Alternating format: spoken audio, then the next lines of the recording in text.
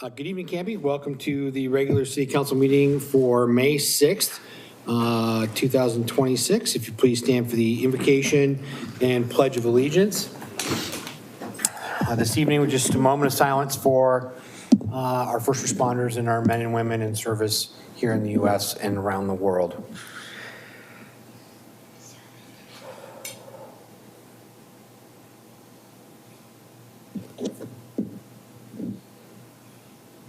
Thank you, amen. I pledge allegiance to the flag of the United States of America and to the republic for which it stands, one nation, under God, indivisible, with liberty and justice for all. Thank you. Okay. Miss Maya, roll call vote, please, or roll call. Roll call. I'm going to hit it again. Vote whether or not we want to be here? Yep. Is that what we're doing? We're going to vote whether or not we want to be here. All right, for the record, I have Councilor Maldonado and Councilor Davis absent. Councilor Patton? Present online. Council President Hensley? Present. Mayor Hodson? I am here. Councilor Stearns? Present. And Councilor Waterman? Here. Great. Thank you very much. All right. We do have a staff introduction this evening, Randy. We do, Mayor, Council. I'd like to invite Patrick up and his guest. I was going to say, Patrick's not new. Patrick is our supervisor, wastewater treatment plan, as you know. Do I need to push the button here? Nope, it's all dialed up for you. Well, hello, everyone. Patrick Mahoney. I'm the wastewater treatment plant supervisor for the city. We have a new employee. His name is Michael Nichols. We're happy to invite him here and have him working with us, and he's meshing really well with the team. He's our new operator one. So we're happy to get that position finally filled and start building up our team how it should be. So, yeah, Michael's a good addition to our team. Great. Welcome, Michael. Thanks for joining the team. Where were you before here? I retired after 30 years as a police officer with Portland, Oregon, and then I went back to school for the In the Wet program for Clackamas Community College. Graduated in March, and I'm gonna walk across and get my first diploma at age 60 next month. There you go. Oh, wow. Well, congratulations on that. So I really like this. It's a great place to be. Everybody, like these are just, everybody's wonderful. Good. Well, good. We're glad to hear it. And again, thank you for joining our team. And yes, you have a lot to do down there for sure. So appreciate you guys and all you do down there. So thank you. Welcome to Canby. Thank you. All right. Thank you. Thank you.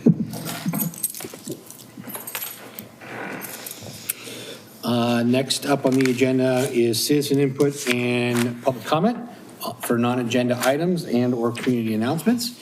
If you want to address the council on a non-agenda item, if you will please fill out the white card that's on the back podium there. Make sure that Maya gets it, and we will give you your opportunity to address the council. You have 3 minutes to address the council. If we can address or solve it or talk about it this evening, we will. If not, we'll turn it over to staff, and they will discuss and figure out what next steps might be. I only have one card right now, and that's Mr. Tate to talk about 2026 budget concern.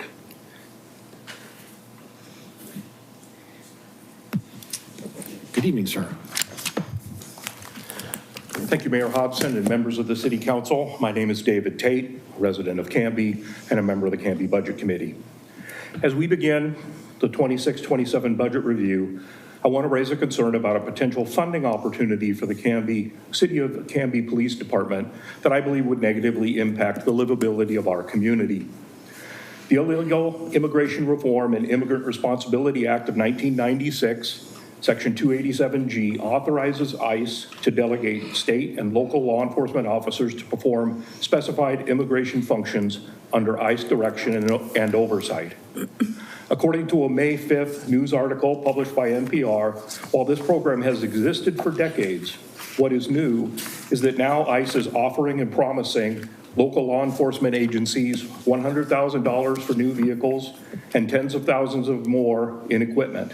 Additionally, they will reimburse salaries and benefits of officers, including bonuses for finding undocumented people, similar to a bounty hunt program. Let's be clear, this money is not for criminal law enforcement. This money is specifically for a local law enforcement agency to enforce civil, not criminal, but civil immigration law. Recipients of these grant monies pledge that local law enforcement will act as agents of ICE. At the beginning of the current administration, there were 135 agencies participating in these programs. There are now over 1,700 nationwide.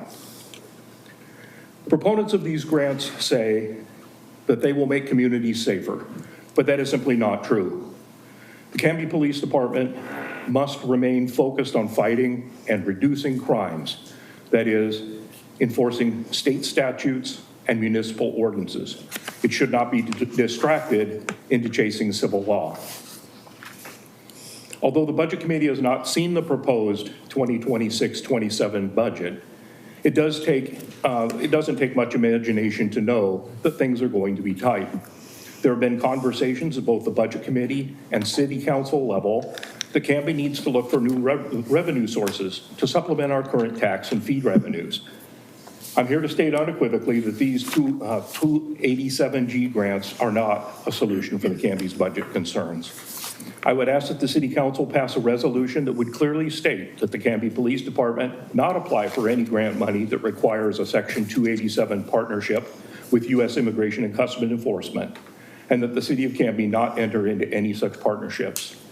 I've never witnessed a department head come to a budget committee or city council meeting seeking permission to apply for a grant, and therefore I believe it is important to seek permission, or I believe it is important action to prevent the negative impact on our communities that these types of grants would create. Thank you for your time and your consideration, and then I will see you all next week as we start next year's budget. Thank you. Thank you, sir. I will say, so a couple of things. One, yes, to your budget comment, it is going to be tight, and Mr. Ely and I have had a number of conversations over the last couple of weeks just about that. Based on the budget piece and what you're talking about today, there is nothing in the budget of any of those grants being sought after or being looked at from the City of Canby. So that's number one. Number two, our position has always been that our police department is not helping ICE in any regards. That has been a state mandate and a state statute. Again, that with the state being a sanctuary state, we just are not privy to that, not willing to step out and support and help ICE in those regards, because there's a lot of ramifications to our police department from a certification process that would impact us doing that, as the governor has laid out. So I can say for certain that those will be grants that we will not be going after for that. So, but I appreciate you bringing that up, and it is a very, very watched and hard topic in a lot of communities. So thank you for that. Thank you. Yep. Do we have anyone online for comment this evening? No, we do not. Okay, great. Next on our agenda is proclamations and special presentations, and we have both tonight. So first is a proclamation and presentation for the Historic Preservation Month.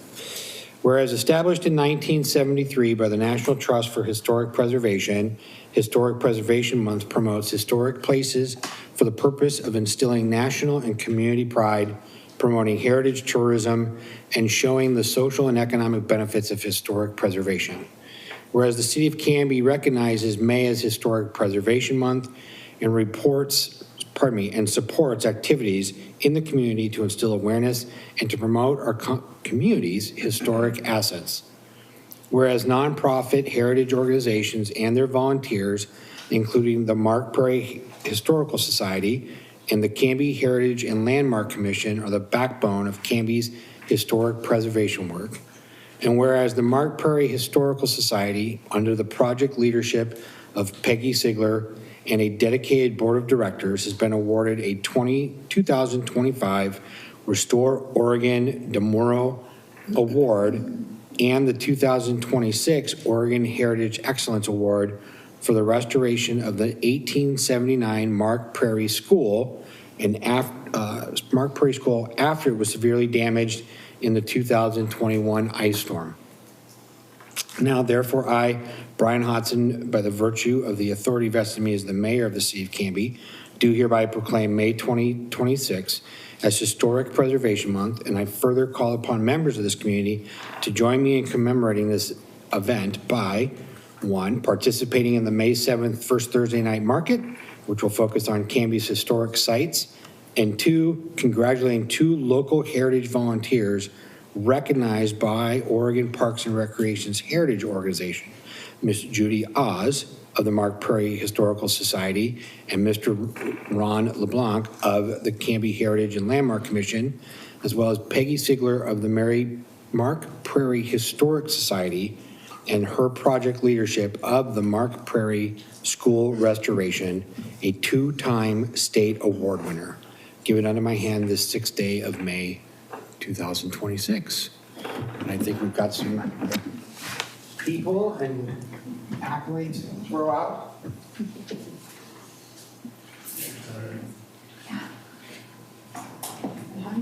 Someone Can you? And this is for you. You guys get to share that. Yes. Absolutely. I think we have some other. Yes. The state award. There's your state award.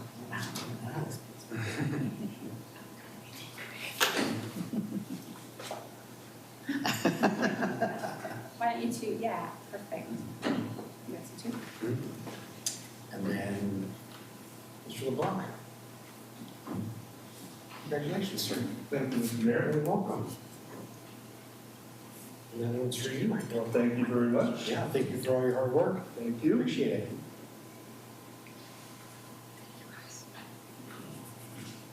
Wow. And now, this is pretty amazing. Carol, do you want to talk a bit about this? I think Peggy does. Well, Peggy. I will be happy to. Okay. First of all, I'm going to have some notes. So thank you for recognizing the preservation of the schoolhouse and the contributions of our local heritage volunteers here tonight. As you said, the destructive 2021 ice storm, we saw how much damage 2 big oak trees can do when they're encased in ice and they smashed our old building. We were originally told it would take 1 year and $200,000 to restore. It actually took us more than 4 years and $1.2 million to restore. We had $850,000 in donations, grants, and insurance, and the rest was generously donated in kind. Mark Prairie Historical Society is proud of more than 60 contractors, craftsmen, and suppliers, more than 7,000 volunteer hours, 35 grant requests, and scores of generous donors who persevered through the rough patches to complete this iconic restoration. In May of 2025, so a year ago now, we celebrated with a grand opening. Today, the schoolhouse is available to the public as a community hall. We invite you to host your next event in the country at Mark Prairie Schoolhouse. And I urge each of you to actively advocate for historic preservation and heritage promotion in Canby, our county, and our state. In Oregon, our history is young. Our preservation politics are fickle, and there's always another cause that needs dollars. But the moments to protect our past are fleeting. Collectively, our voices must continue to seek authenticity, funding, staffing, and laws that provide protection. Once gone, be it a unique building, an archaeological site, or a primary source document, our history is lost along with its lessons. You are actively needed to help preserve our history. I will point out, too, that I think our first proclamation for the City of Canby for Historic Preservation Month was in 1991. Wow. So we've been at this for a while as a community, so I appreciate that. Thank you. So these were custom made. These were the Oregon Heritage Commission's, there we go, Excellence Award this year. So we'll be hanging on the wall at the schoolhouse. Wonderful. Maybe you could get a photo. Yeah, come on, Heather. I really don't want to go up there, but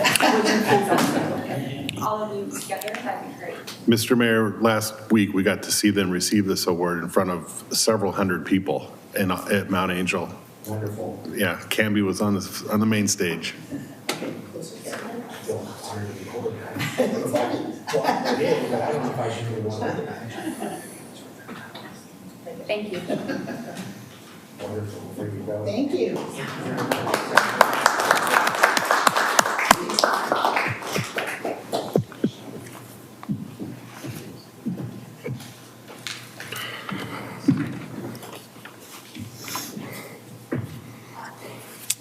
Our next proclamation this evening is regarding Mental Health Awareness Month. Whereas mental health is part of everyone's overall health and well-being, and mental illnesses are prevalent in our country, state, and nation, with one in 5 adults experiencing a mental health issue every year. Whereas stigma and the resulting discrimination is a primary obstacle to early identification and effective treatment of individuals with mental illness and their ability to recover to lead full, productive lives. Whereas approximately half of chronic mental illness begins by the age of 14, and suicide is the second leading cause of death of individuals ages 10 to 14 and 25 to 34.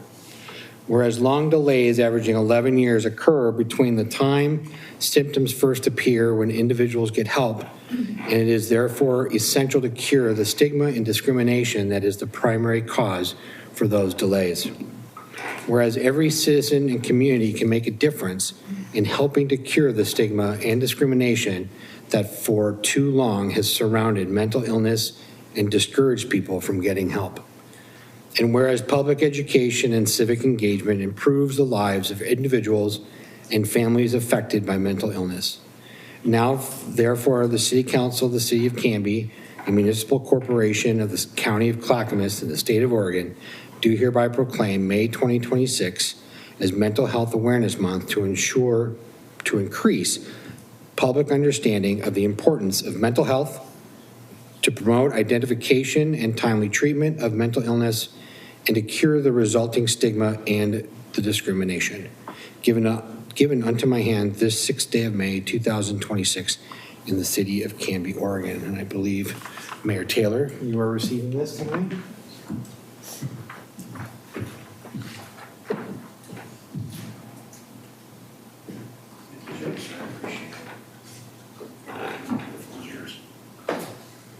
You were too quick. Oh, sorry. It's okay. I'll just take pictures, Scott. Mayor and Council, thank you very much for allowing the Canby Suicide Prevention Organization to accept the memorandum on May as Mental Health Awareness Month in Canby, and the city's commitment to connecting services to the citizens of Canby. I'm Scott Taylor, Chairman of the Canby Suicide Prevention Organization, and one of our charter members is Council President Tracy Hensley, has been with it since the beginning of this conversation. Our group first formed in 2018 after the tragic suicides of 3 youth in our community and the focus on reducing suicide by youth and adults in the future. It's been a long 8 years. We continue to work on that. And through a variety of trainings and community awareness efforts over the years, we've put up the 988 signs you see around town so folks can anonymously call 988 and speak to someone who's trained to provide the right resources. We've worked closely with the county on a variety of opportunities, also to inform and educate and move forward. 988 also can connect youth to support services, and the county has developed a website for youth, Compass to Connection, that is also valuable to use in this day of iPads and technology. You may also notice flyers and brochures encouraging folks to contact 988 to help save a life, and that's our theme. We all probably know someone who has committed suicide or attempted, and we often think to ourselves, what could I have done? And we think that by learning some simple skills, learning some interaction, we can save lives. And that's what keeps us going and meeting. And so as part of the Mental Health Awareness Month, we are having a 1-hour training on May 19th from 5:30 to 6:30 or 7 in conjunction with the county. Our hope throughout this following year is to provide additional opportunities for folks to join us in learning a simple, effective intervention to suicide. And again, thank you for the honor of allowing us to receive this on behalf of mental health. Thank you. And thank you, Scott, for your work. And Ms. Mayor, I'd also like to notice that Brandon Leonard is in the back of the room. And I want to thank him as well for all of his work with our group. He is kind of our behavioral health liaison to the city. So we appreciate you, Brandon. Yes. Thank you, sir. Appreciate it. Brandon, thank you as well. For those, again, we added the position of a behavioral officer because we've seen such an increase on the mental health side of things. And it's been a key position not only for Canby PD, Canby Fire. I believe we're still sharing you with the city of Molalla. And so it has been a very important addition to our city and our police force. So thank you, Scott and Council President Hensley, for your work with this group and that whole group in general. So thank you. Appreciate it very much.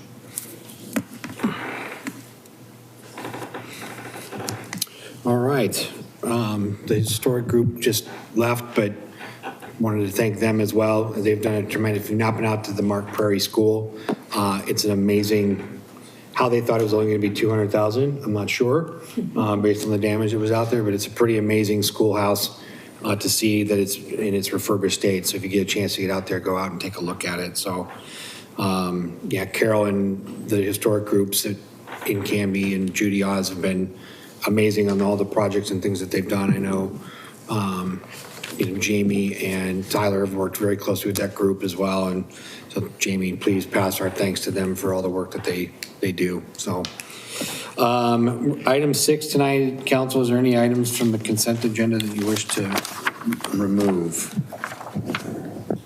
No. I can speak to the consent agenda if it's the pleasure of the mayor and council. Really quick, on a housekeeping item. I haven't put an agenda item on the consent agenda yet. This is my first time, but it was mostly due to timing.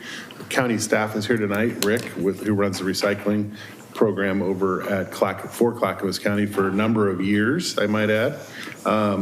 And I see, you might remember a woman named Amanda Clark, your interim city administrator back in 2009. Mm-hmm. So the county is just interested in updating the letter of understanding and in entering to an IGA. They handle all of our state and metro requirements for recycling. I did have Emily take a peek at this one, our legal counsel, before placing it on the agenda. And Rick's here if you have any questions of Rick. Okay. Any questions about this? It's just simply a renewal of what we've already got going on. Correct. Is that what I'm understanding? Essentially with some. Yeah. Yes, please. Come on, Rick. Wasn't prepared to do this. Rick was. We try to, if you come to a meeting, we try to get you on microphone. Yeah. So Rick Winterhalter with Clackamas County Solid Waste and Sustainability Office. So we've, as Mr. Ely has stated, we've been in this agreement since prior to 2008, but recorded in 2008 through a letter of understanding. And essentially, it's in order for us to carry out the, along with the collectors, along with your service provider, but to carry out all the recycling outreach and solid waste work that goes on in the city as well as the county. And then there's a new Recycling Modernization Act that came along, so another piece of legislation that's come along. There's some money that comes with that, a per capita amount to carry out specific duties associated with educating on contamination reduction throughout the county and the city. So we have an agreement similar to this with all of the other cities in the county, and we're going through this process with everyone. So happy to answer any questions. Talk trash all day. you like using that line? I do like using that one, yeah. You talk trash with the best of them. Uh-huh. There you go. Any questions or comments? Like I said, it's kind of a renewal piece. Okay. We'll continue. Thank you very much. Including the consent agenda. Okay. Thank you, sir. Well, with that then, Mr. Mayor, I move to approve the consent agenda that consists of the approval of the April 1st, 2026 City Council regular meeting minutes and the authorization of the interim city administrator to enter into intergovernmental agreement, IGA, with Clackamas County relating to recycling, plastic pollution, and recycling modernization. Thank you.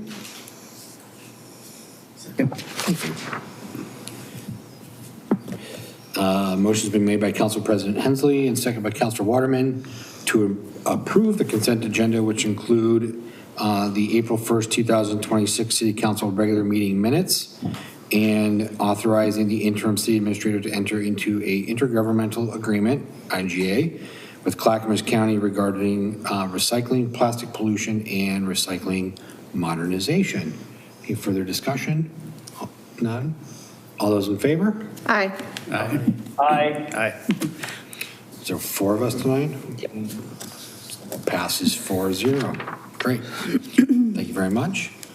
Next on the agenda is appointments. So we have the appointment of member Patrick Bailey to the Parks and Recreation Advisory Board. Mr. Mayor, I move to approve the appointment of member Patrick Bailey to the Parks and Recreation Advisory Board with the term ending June 30, 2028, and the approval of the member Blaine Oswald to the Parks and Recreation Advisory Committee with the term ending June 30, 2027. Thank you.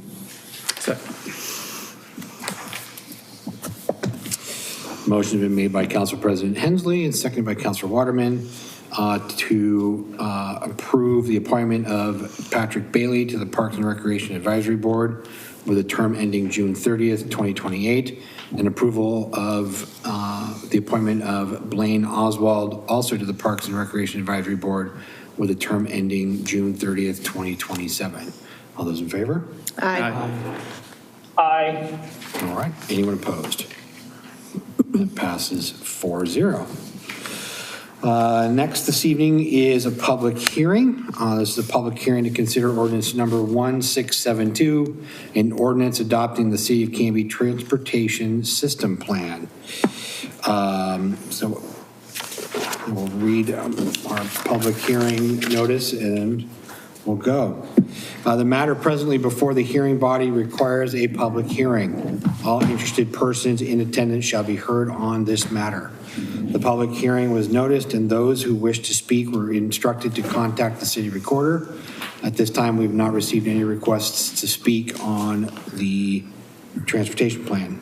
Those people that are interested in testifying as either proponents or opponents that are in here, I don't think there are, but if you do want to speak, please raise your hands. Okay. For longer presentations, proponents and opponents may buy time from one another. In so doing, those either in favor or opposed may allocate their time to a spokesperson who will represent the entire group. All questions must be directed through me, the mayor. Any evidence to be considered must be submitted to the hearing body for public access. All written testimony received both for and against shall be summarized by staff and presented briefly to the hearing body during the staff report. The public hearing will be conducted as follows. We'll have a staff report presented by Mr. Hardy, and then questions, if any, by the hearing body. I will then open the public hearing for testimony. We'll hear from proponents and opponents. I will then close the public hearing. Questions, if any, by the hearing body, and then discussion by the hearing body. A decision shall be made by the hearing body at the close of the hearing, or the matter will be continued to a date certain in the future. This will be the only notice of that date you will receive. Does anyone have any questions about the procedure or the hearing? All right, seeing none. Mr. Hardy, the show is yours. Thank you. Good evening, Mayor and council members. This evening, we will be reviewing the transportation system plan, and I just wanted to do some introductions. First, Kevin Chewick is next to me, and we have Ria Flakowski as well. They're both from DKS Associates. They've been helping us through the process. They will be leading the presentation tonight. I just wanted to make some high-level comments regarding the transportation system plan. This is the culmination of 3 years of work that we've been doing, lots of community input regarding the transportation system plan. And I'll walk through the approval criteria and our text amendment, our plan amendment process, and then I'll turn it over to Kevin and Ria for the presentation. We do want this to be interactive. There are a number of slides here.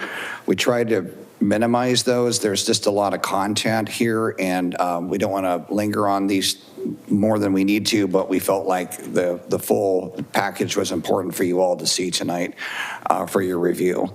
So if you do have questions as we go through this, we'd be happy to respond to those.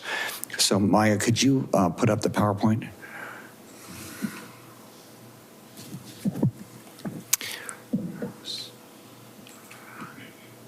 So I wanted to touch on the approval criteria just very briefly. For plan amendments, which this transportation system plan is a plan amendment, they're required to consider the comprehensive plan of the city and the plans and policies of the county, state, and local districts in order to preserve functions and local aspects of land use, conservation, and development, a public need for the change, whether the proposed change will serve the public better than any other change which might be expected to be made, whether the change will preserve and protect the health, safety, and general welfare of the residents of the community, and statewide planning goals. And I'm going to touch on those briefly.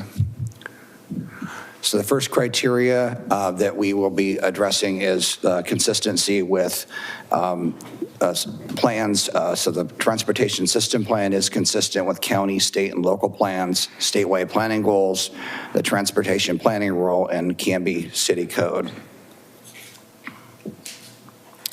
Second criteria is a public need, and this has been 16 years since the last transportation system plan was adopted. So there is a need for an update to the transportation system plan. There was extensive community involvement and outreach during the process to develop goals and policies and strategies during the process over the last 3 years. And the transportation system plan does reflect the goals, policies, and road standards that are necessary over the next 20 years. Criteria number 3, addressing whether the proposed change will serve the public better than any other change which might be expected to be made. The transportation system plan will permit the implementation of received input, and that included Oregon Department of Transportation and Clackamas County, and community input to develop the transportation system plan. Criteria 4, whether the change will preserve and protect the health, safety, and general welfare of residents in the community.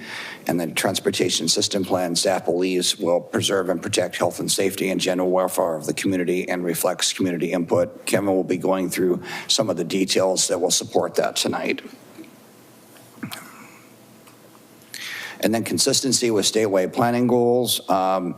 The transportation system plan is consistent with statewide planning goals. It's also internally consistent with the comprehensive plan, policies and strategies as well. And it is based on an update to the data and factual basis that brings it up to the current 2026 standards that are badly needed since the current transportation system plan is 16 years old. The approval criteria, just kind of, these are general items here, but does the transportation system plan does consider all modes of transportation, is based on an inventory of transportation needs, considers social consequences using different transportation modes, avoids principal reliance upon one mode of transportation, minimizes adverse social, economic, and environmental impacts and costs, conserves energy, meets the needs of the transportation disadvantaged by improving transportation services, facilitates the flow of goods and services, and conforms with the comprehensive land use plan. So with that, I'm going to transition this to Kevin to go through the elements of the transportation system plan. And as we'll take pauses throughout this to ask for questions that you all may have. Is it this one? Yeah, that one right there, yeah. Good evening, councilors and mayor. Nice to see you all again. So what I'm presenting for you is the outcome of the process that Don mentioned over the past 3 years. Much of this information you've seen before as we've updated you throughout the process. So the intent is just to kind of highlight the outcome, which is summarized in the TSP here. So we'll go through each of those chapters on these slides here. So some changes since the last time we met. We had a work session with you all on January 21st. Since that point, back in March, we had the Planning Commission hearing on the TSP, which we received a unanimous recommendation for approval. Since that point, since we met with you all, we've obviously prepared this draft TSP. We've also addressed 4 action items that came out of the Planning Commission hearing. One of those was a new TSP action to monitor and track the TSP investments and follow how those and monitor how those transition over the next several years. There's also 3 other action items that we have addressed in the draft TSP as a response to the Planning Commission comments. So this slide here you've seen before. This is just summarizing the key stages of the TSP as we've gone through this process. We're now in the final box, which is just the recommend and an adoption phase. We're at the public adoption hearing. As you know, each of these stages have been supported by several deliverables, which are summarized in the volume 2 of the TSP. And then just the final thing that we have right now is just the adopted version of the TSP. So as I mentioned, we're going to kind of go through the draft TSP with you all. The draft TSP is broken into 2 volumes. So volume 1 has 5 chapters, and this is just a summary of all the key content and outcomes of the plan. It's about 70 pages. Volume 2 includes all the background materials that we've presented to you throughout this TSP process. It's 300 pages and includes a lot of technical data and all the information that went into the development of this plan. It's intended to just be supporting data to the Volume 1 content. So Chapter 1 is the context for the plan. This gives an introduction to Canby and describes what a TSP is and how it was developed. So Canby is responsible for planning transportation infrastructure for all modes within its designated urban growth boundary. And this boundary supports 20 years worth of population and employment growth. The TSP is the city's tool for this effort. And within that, the city is not able to plan or extend urban services outside of their urban growth boundary, but they can coordinate with needs of other agencies outside of your boundary, including Clackamas County, ODOT. So this TSP is based on the community vision that was identified in the updated Canby comprehensive plan, and the goals and policies that are within that comprehensive plan are also consistent with the TSP.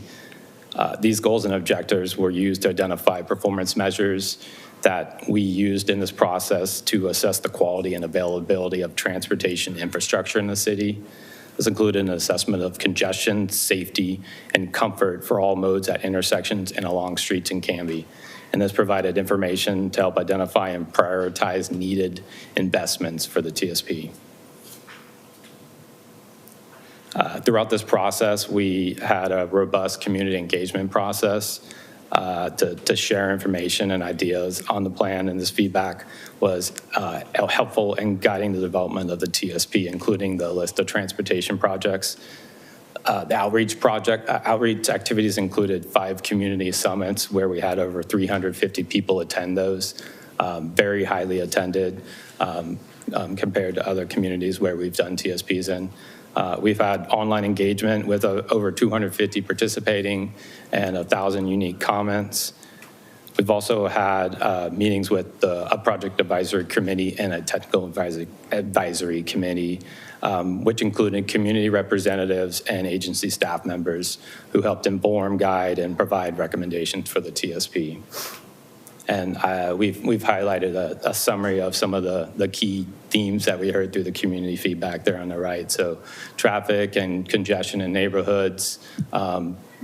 There were concerns about diversion from the highway into neighborhoods as traffic growth happens through the years. Connections across the river, particularly to towards I-5 in that direction.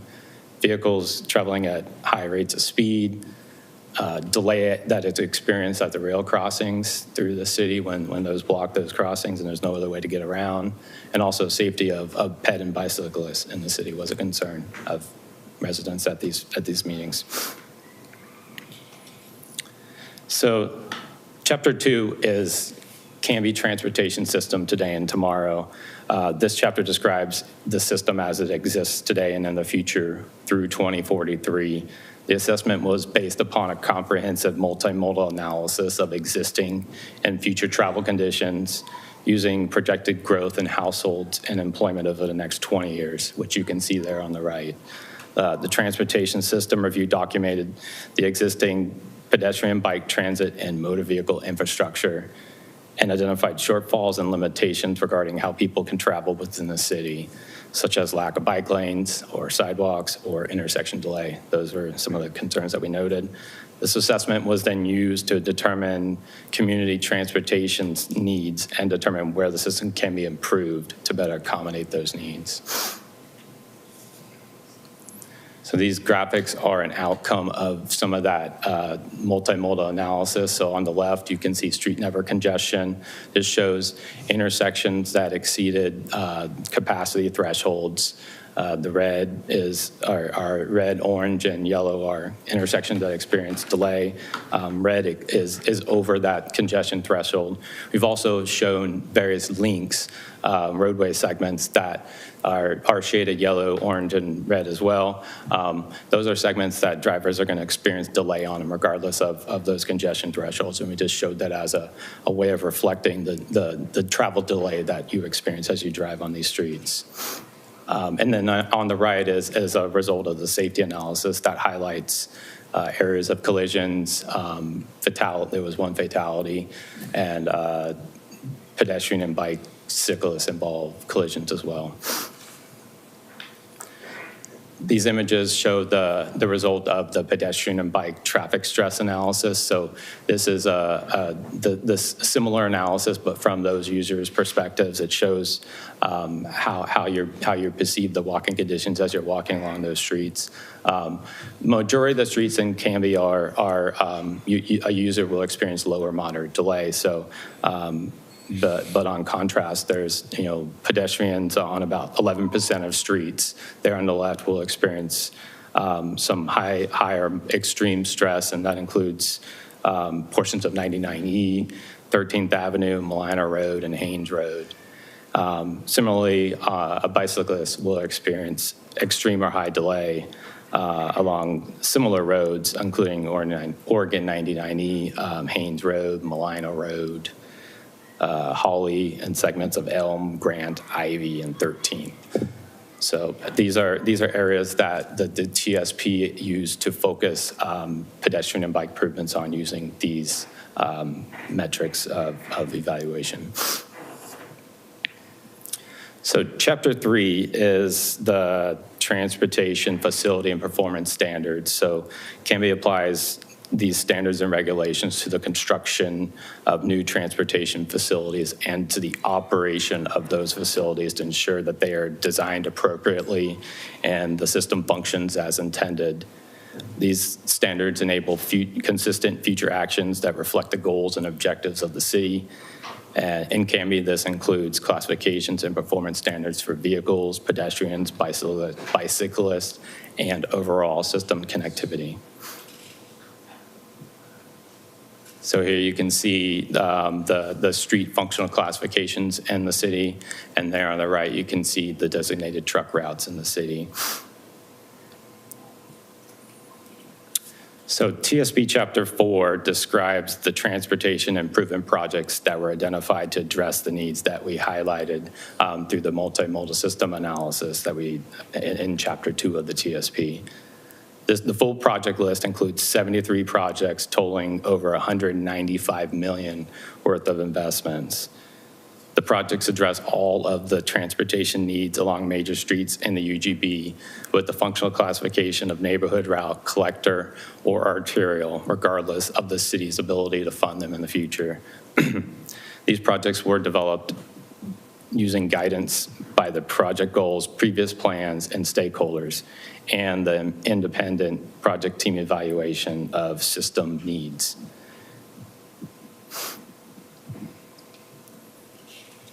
So this table, it looks scary, but it's essentially showing you the 73 projects and the total cost of all those projects at $195 million. But the city is only expected to have about $52 million available to fund these improvements over the next 20 years. And of that, $14 million is funding from the Canby Street Fund, and the rest of that is from SDC revenue.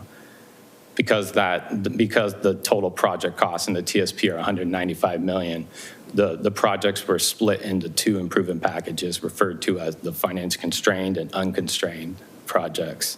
The finance constrained projects have a total construction budget similar to the reasonable available funding over the planning horizon, while all the remaining projects are on the unconstrained package.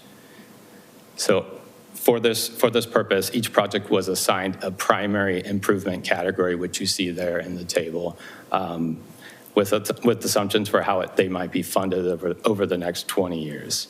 One key assumption is the SDC eligible cost share for each project, since non-SDC eligible costs must be covered by another funding source to be included in the finance constraint list.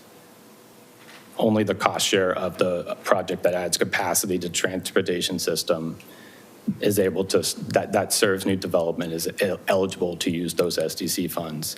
So as you can see there on the far right column, there's $66 million worth of project costs that are not eligible for SDC funds, meaning that portion must be funded by the $14 million in other city revenue available to be on the finance constraint list.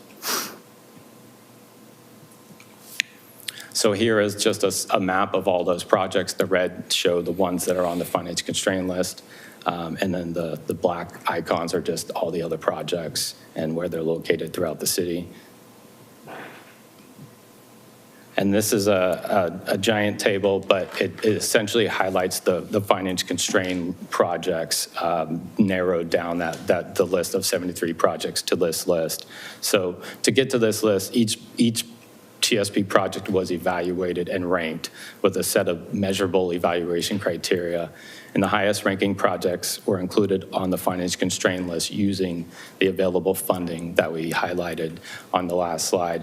You can see that there on the second to the column that's second from the right, there's 14 million total investment on using the other funds that I highlighted was available.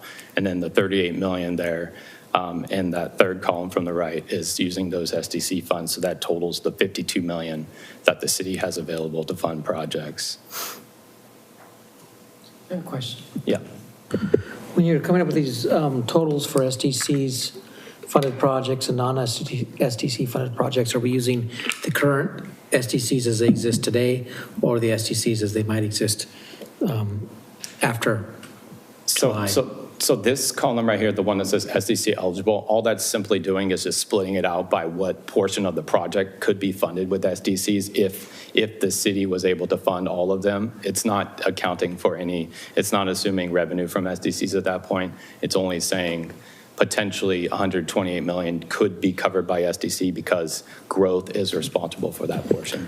And I was assuming that the SDC funds are there, which they may or may not be, depending on fees collected and money spent. Yeah, so you have to use that $14 million that I mentioned of other funds to fund the portion that's not SDC eligible. So that's how you get to this list right here, where it has that 14 million in the second to right column, because that's the share that you have to have revenue from other sources to fund to be on the finance constraint list. So then the portion of the SDC revenue that is associated with those projects is in there, which is limiting that to $38 million of SDC. Yes, Paul. And I have a question too. So some of these projects seem specifically related to Organ 99E, and I'm under the impression that we don't really have any control over Organ 99E. So how are we allocating funds to projects for 99 that we don't have control over? So the revenue from that's used in the revenue forecast is based upon, it includes revenue from the State Highway Trust Fund, which is gas tax money from the state. But through this process, ODOT did not allow the city to assume any revenue from ODOT sources for those projects. So they're simply just the highest rated projects that take, but it still is able to apply revenue. This doesn't stop the city from going after and getting grants or other support or revenue sources to help fund those projects. But in this analysis, it does not assume those revenue sources. I think I'm really more talking about, like, how is that even a valid project if we can't, like, we can't just go and make changes to 99E? Yeah, so the projects are the ones that are on 99E are a multi-use path that's adjacent to the facility. So the city would have to work with that agency who was involved in this process. So when that project gets to. So we're assuming we're working with the state and that we're helping, it's more of a combined, correct, assuming that they want to work with us. They would have to be involved, in the process when that. So these are like sidewalks and things that we could put in without their permission. It's not like put stoplight at Locust and 99 or something, which they wouldn't even let us, right? That won't be happening. I mean, not that we do it. I'm just an example. So these 99 projects, like if we just said, hey, let's do it, the state would still have to say yes or no, right? Yeah, everything would be done in partnership with the state regarding 99E. The piece is that there's, again, what's here is, if anything, it comes down to what is our contribution as a city to those projects, and then where does that money come from, and then what's the total, so total cost of the project, what are we contributing, and then what do we go after in terms of grants to help pay for the rest of it? Because again, transportation-wise, we've all been reading the news and watching, there's just everything that's going on with ODOT. We don't know what's going to be there in the coming years. So right now, it is dollars that we may have the dollars to do it, but then ODOT may not. And so that opens up to, stiff funding and all those other ones that are out there that we can go after. Okay. Thank you.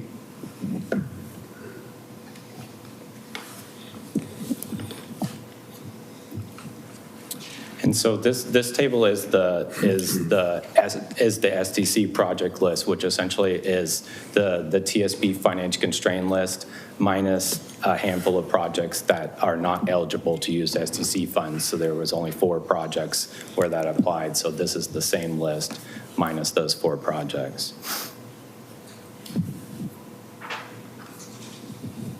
So the final chapter of the TSP is implementation and ongoing actions and strategies. It summarizes the system performance outcomes of the TSP and provides transportation strategies and policy considerations for plan implementation and monitoring. Some are emerging issues to be monitored, and others are ongoing but need greater emphasis or attention. Addressing these will take time to evaluate and may also require future decisions from you all and also Planning Commission. So this table shows a summary of the system evaluation process, comparing to the 6 performance measures against the TSP goals, and it shows the outcomes of that process, where the goals helped achieve those particular performance measures and the outcomes of each of those.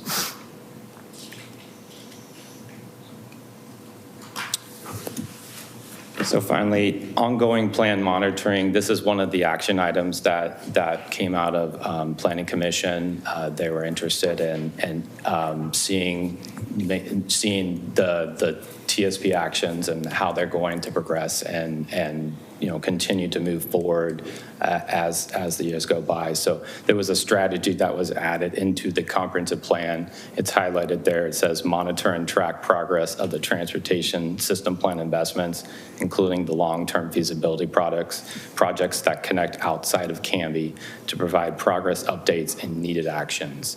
So this is an action that's going to implement that strategy in the comprehensive plan. It just to monitor and track the progress of the TSP investments.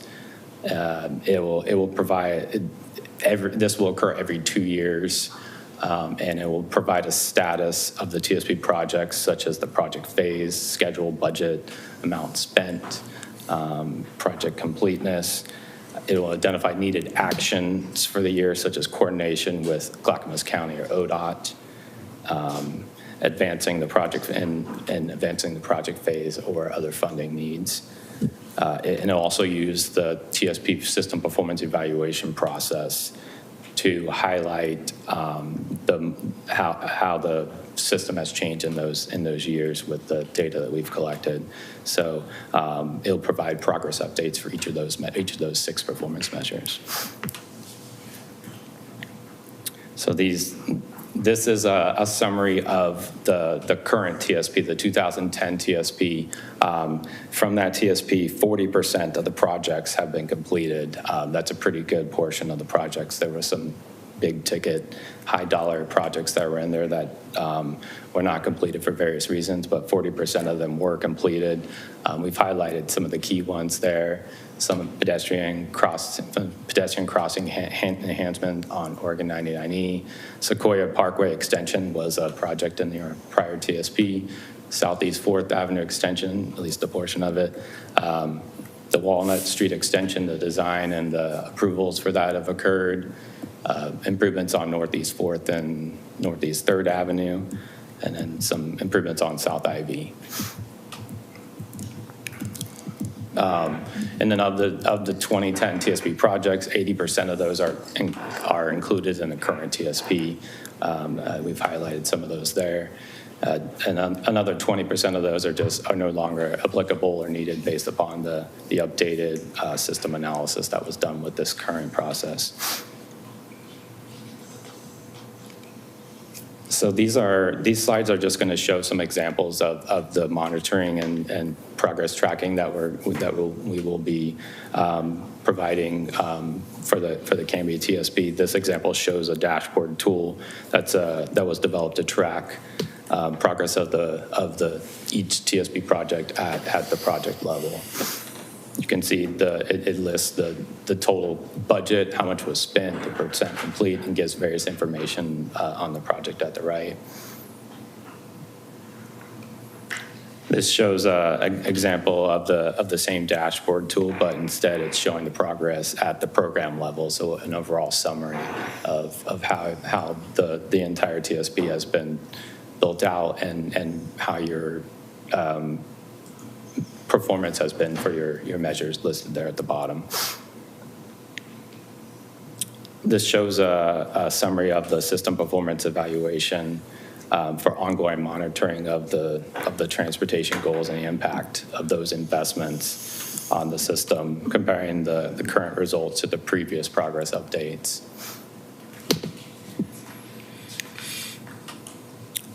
And then this one is just showing the recommended actions for the next 3 years based on the findings of the performance evaluation that was touched on that last slide. And that's all we have. So our next steps are just the state acknowledgement process, that's assuming that we all get approval from you all. Okay. If you all have questions, or we can come back, and feel free to ask right now. I think the only question off the top of my head is, so the ones that were in the previous TSP that were not completed, we did move forward. The ones that either we decide not to complete, the ones that we are staying with have been moved into the updated plan. Yes, up from the 2010 TSP, the ones that are still applicable, and we have a summary of all those and what they are in the appendix of the TSP as well. Perfect. Yes, sir. I just was, and maybe this is small and petty, but I was on page 34 of the transportation plan. There's a map. I think it says collector streets, arterial streets, and the highway. And I think it's kind of curious that when you're on Ivy, you're on an arterial way up until 6th Street, and then 6th Street Avenue becomes an arterial way. And then Hawley becomes one, and then Knightsbridge becomes one. And having lived in Canby for 15 years, I was never aware where an arterial street, that 6th Avenue between Ivy and Hawley was an arterial way. And I'm just curious about if there's arterial ways, is there plans for them to be like, is there signs or something that say this is the arterial way, or is it just a way to connect two streets together that don't have any other connection? I'm just curious about that. And then I saw Territory as a collector street, but it's sort of hard to tell because there's light blue and dark blue. And I think I'm seeing the difference between light blue and dark blue, but it seems like Territorial only collects towards 99 at Territorial and 99 and doesn't collect to the other arterial stuff that's much, much closer. And I think most my point is most drivers ignore the fact that there's collectors and residential streets and arterials, and if most drivers don't know, I think it's maybe a meaningless, somewhat meaningless. I don't know. I just look when I was reading that, I looked at that map and I was just kind of puzzled. And some of those are more so dictated by the volumes, at the level of traffic that they experience, and the classifications more so just dictate what the cross-section is. So the city has cross-sections that apply to each of those, so it determines the width of the travel lanes, the bike lanes, and what facilities are going to be provided on those roadways. Okay, I mean, yeah, I just sort of puzzled because like 6th Avenue between Ivy and Holly is an arterial. It just never occurred to me. So. Well, and again, I think as you travel, the roads aren't necessarily lines of demarcation as to what's a collector and what's an arterial.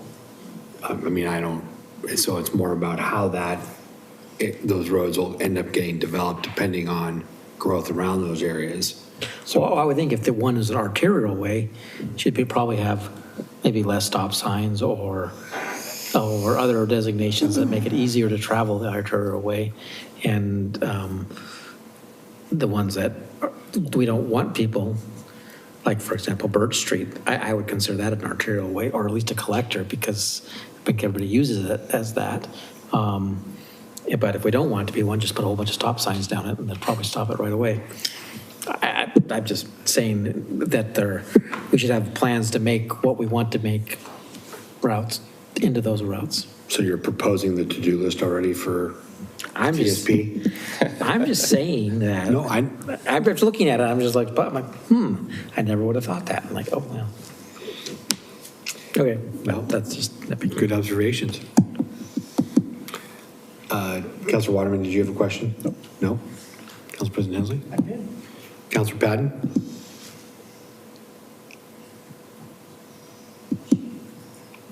No, I'm all set. Okay.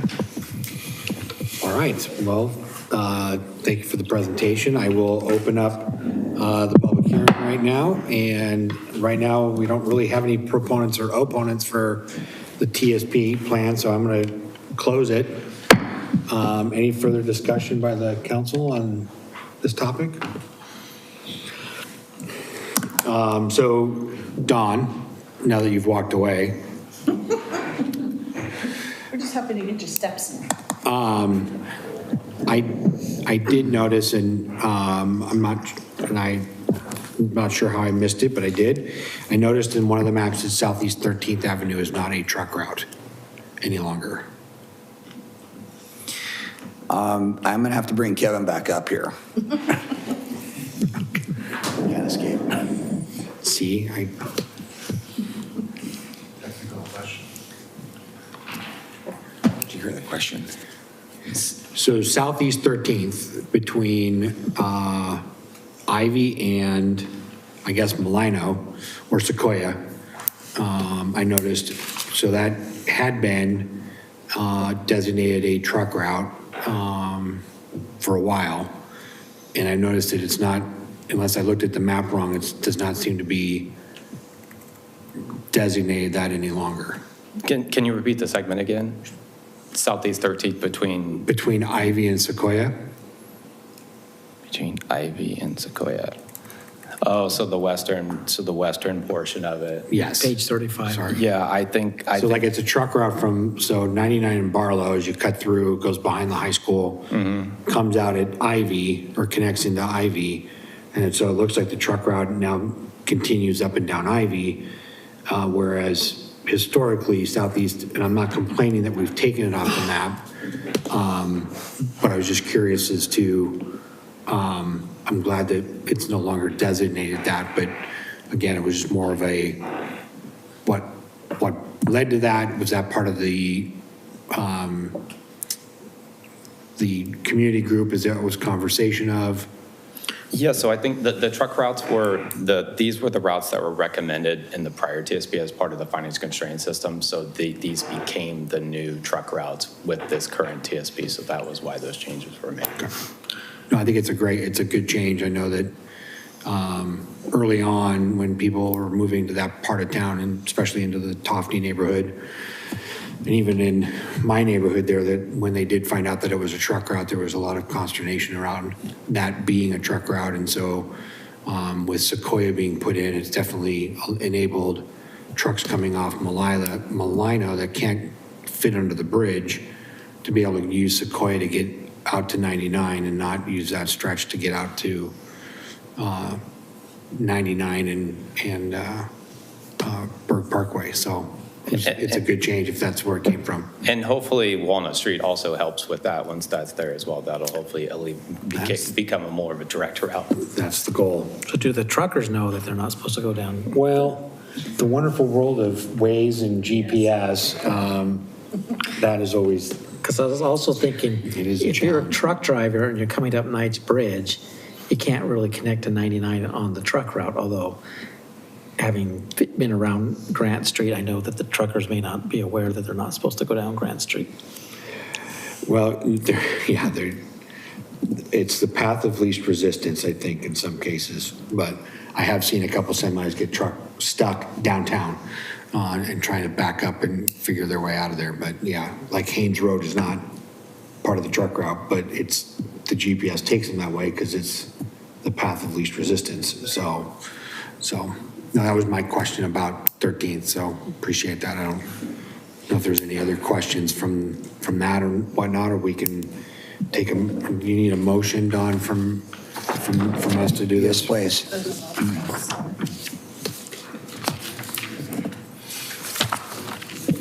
So we do have an ordinance. Yeah, Councilor Waterman. I move to approve ordinance number 1672, an ordinance adopting the City of Canby Transportation System Plan to a second reading on May 20th, 2026. Second.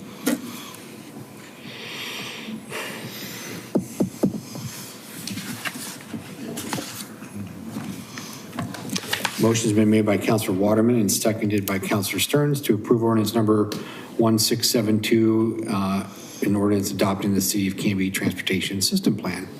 Any further discussion? All those in favor? Aye. Aye. That carries 4-0. Thank you. Thank you, gentlemen. Appreciate it.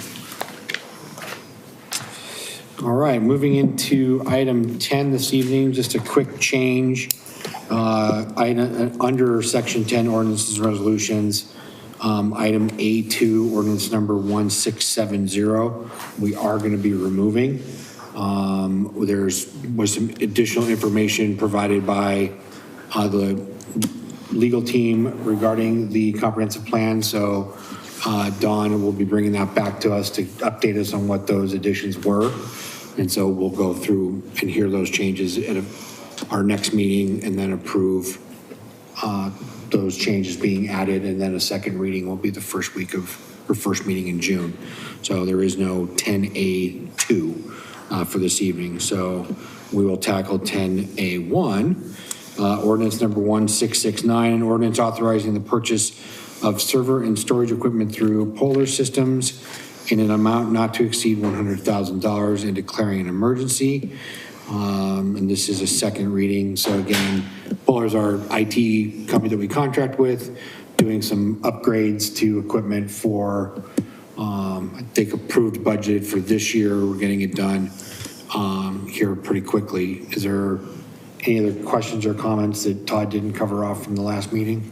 No, Mr. Mayor, I move that we adopt ordinance number 1669, ordinance of authorizing the purchase of a server and storage equipment through Polar Systems in the amount not to exceed $100,000 and declaring an emergency. Second reading. Thank you. Second. Thank you. Motion made by Council President Hensley and seconded by Councilor Waterman to approve ordinance number 1669, an ordinance authorizing the purchase of server and storage equipment through Polar Systems in amount not to exceed $100,000 and declaring an emergency. Roll call vote. Councilor Patton? Aye. Councilor Stearns? Aye. Councilor Waterman? Aye. And Council President Hensley? Aye. Thank you. That motion passes 4-0. Next item is Ordinance number 1671, an ordinance authorizing the purchase of bulk fuel from CECO Incorporated under the State of Oregon Price Agreement 0498 in an amount not to exceed $200,000 and declaring an emergency. Another measure. And Mr. Ely. Thank you, Mr. Mayor. You're welcome. Getting some visual put up on screen. I think we have another photo as well. Snazzy. Okay, let's hold on that one.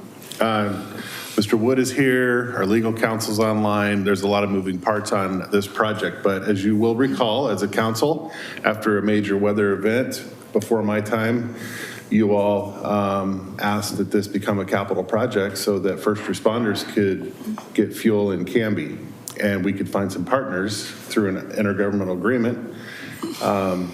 And so Todd is taking the lead on working on that, some softwaring, working with legal counsel. But we're here tonight because Canby Fire and the state fire marshal have asked us to test the tanks.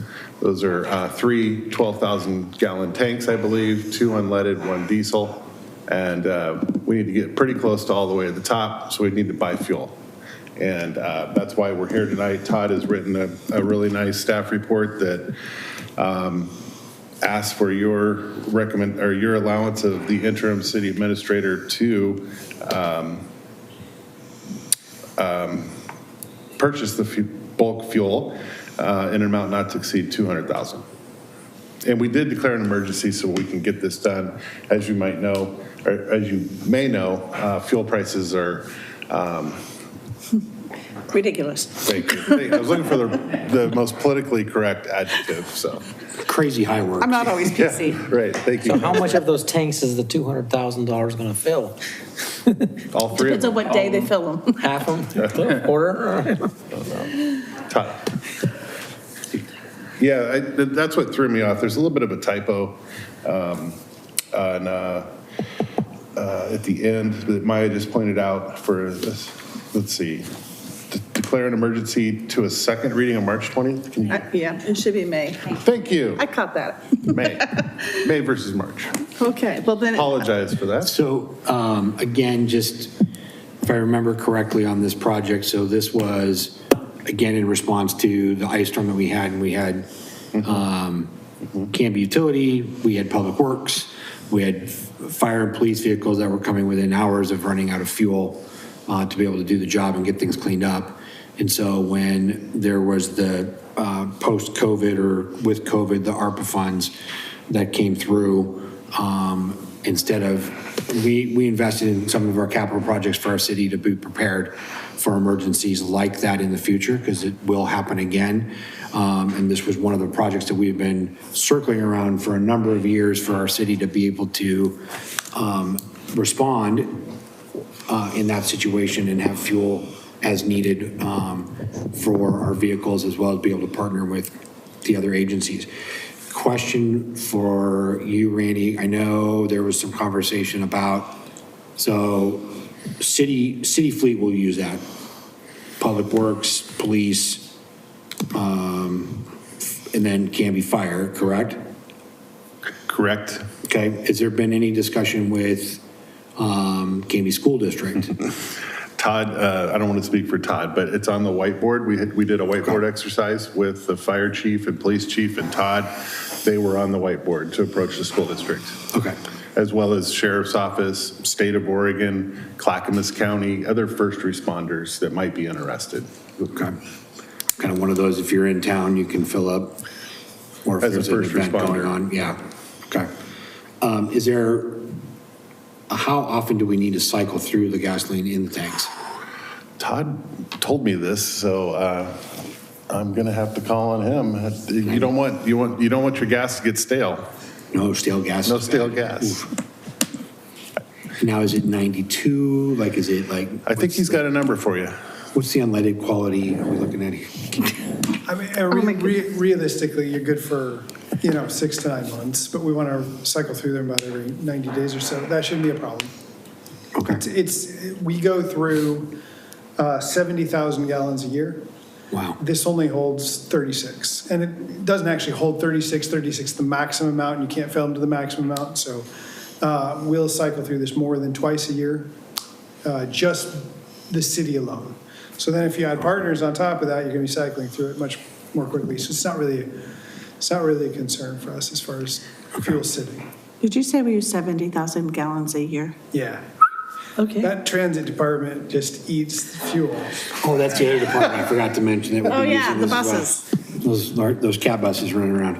We're getting whopping 8 miles a gallon on those things. Goodness sakes. Well then, Mr. Mayor, I move that we approve ordinance number 1670, an ordinance authorizing the purchase of bulk fuel from SECO, I guess that's how you say that, under the State Oregon Price Agreement 0498, in an amount not to exceed $200,000 and declaring an emergency. Okay. There's a question, but first I forgot to mention, Mayor, this is in the project budget. Yes. Thank you. Sorry, we have a question. So. Did we give a second though? Yeah, we need a second first. I'll second, then ask a question. Okay. So motion's been made by Council President Hensley and seconded by Councilor Stearns. Discussion, Councilor Stearns and then Councilor Patton.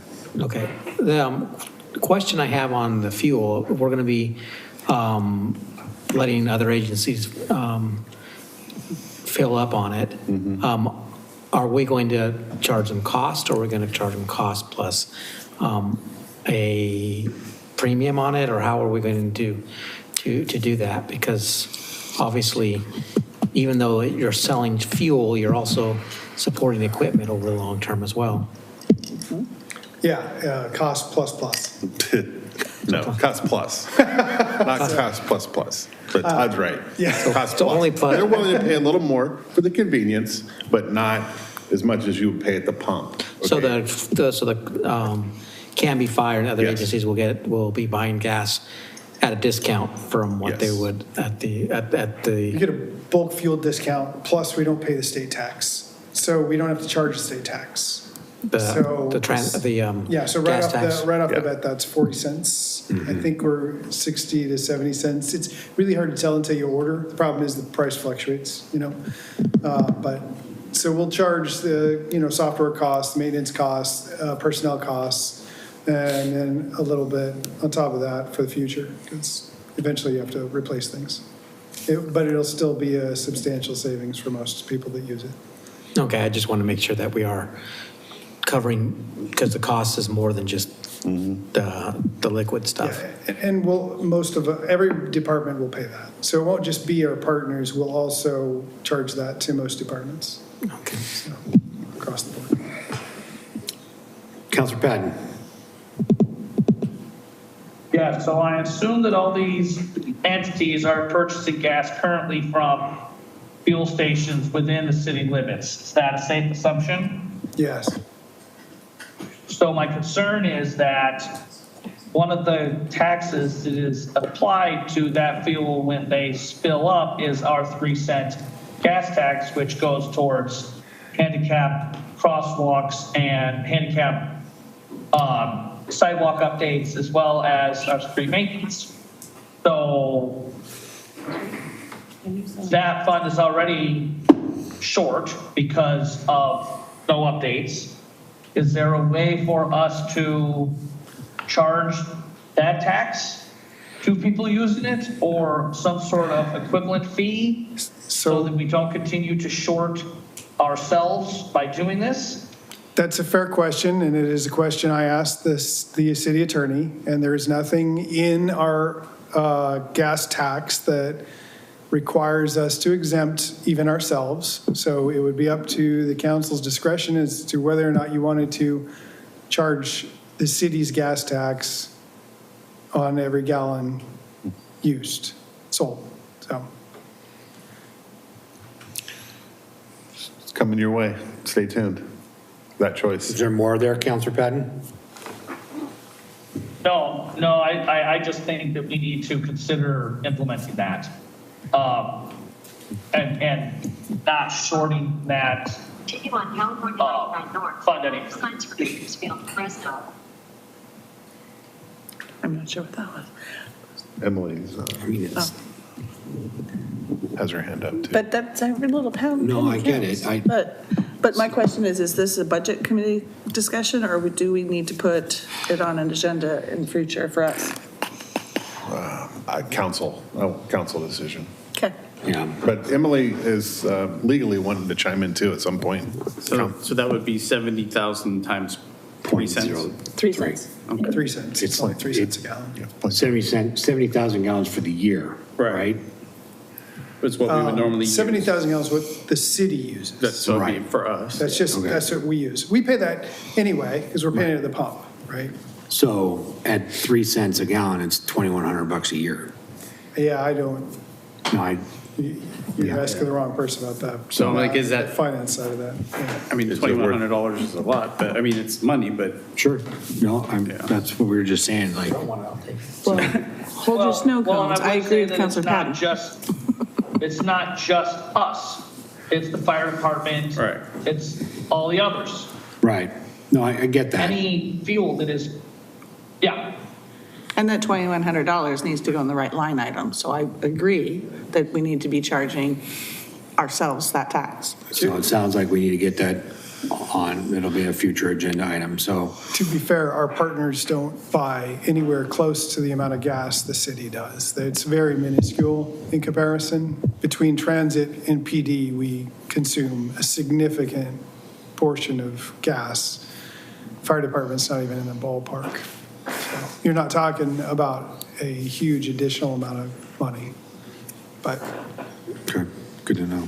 Thanks, Todd. Emily. Hi, can everyone hear me okay? Yeah, not a problem. Okay, great. I just wanted to quickly chime in on what Todd mentioned about your code. So right now, the way the code is written, it appears as though the city, by selling fuel to, agency partners and such, would become a dealer subject to the tax itself.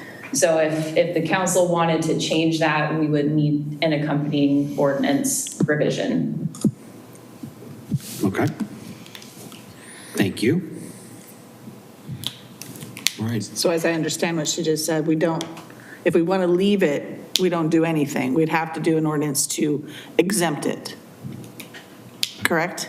I don't know if she's. You would have to change your ordinance in order to not be a dealer under the ordinance subject to the tax. And we don't want to be a dealer.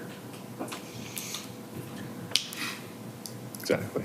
Sounds like we have more to come on this then. Okay. All right. More to come. Any other discussion or question? No. So motion's been already on the table, so the motion being to approve ordinance 1671, an ordinance authorizing the purchase of bulk fuel from CECO or SECO Incorporated under State of Oregon Price Agreement 0498 in the amount not to exceed $200,000 and declaring an emergency for a second reading on May 20th of 2026. One real quick question. Are we going to have to, every fuel purchase be approved by the council? It's a good question. We just wanted to start with this one and see how it goes, because this will be the first fill. And then if everything goes successfully, which we expect it to, we're going to talk about doing a very large ordinance in the millions of dollars that allows us to go over a period of time so that we could just refill these without coming back to you. But yes, we're going to have to come back after we use this bulk for the next one and hopefully subsequent ones after that. We haven't exactly figured out how that works, but like not to have to come back every, because you're talking about 3 to 4 times a year. Yeah. All right. Yeah, we'd like to at least get the budget year in one fell swoop, at least. Mm-hmm. Yeah. Okay. Good question. All right. All those in favor? Aye. Aye. Anyone opposed? All right. Seeing none, all right, that passes 4-0. Okay, thank you all, thanks Todd. Item 11, other business, I don't think there is any other business. So 12, we're gonna move into city administrator business and staff reports. Mr. Ely. Thank you, Mr. Mayor. Appreciate moving this up a little bit. We've got a few topics to cover tonight. And first, just general updates. Really briefly, time check, 8:25. Okay, we can do this. 2 open positions right now. We're out for police chief recruitment. More to come on that with your involvement and help. At a certain point in the process, we had 17 official applications, and Chief Tro and our HR director, myself, screened, and we're going to interview 7. I think 5 are in state of Oregon, 2 out of state. For your calendars, Walnut Street groundbreaking, May 30th. That should be fun. Jamie is here tonight. She's working on that, so thank you, Jamie. It should be Saturday? It's a Saturday, yeah.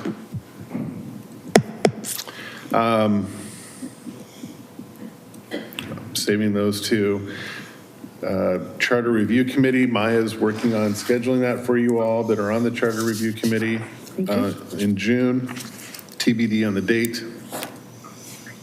And then I have a few topics I want to cover. So one, just really briefly, thanks to Nathan over at the Swim Center. He put together, using a program called ActiveNet, a test for us, so to speak, on surveying his users of the Aquatic Center. And got nearly 400 responses.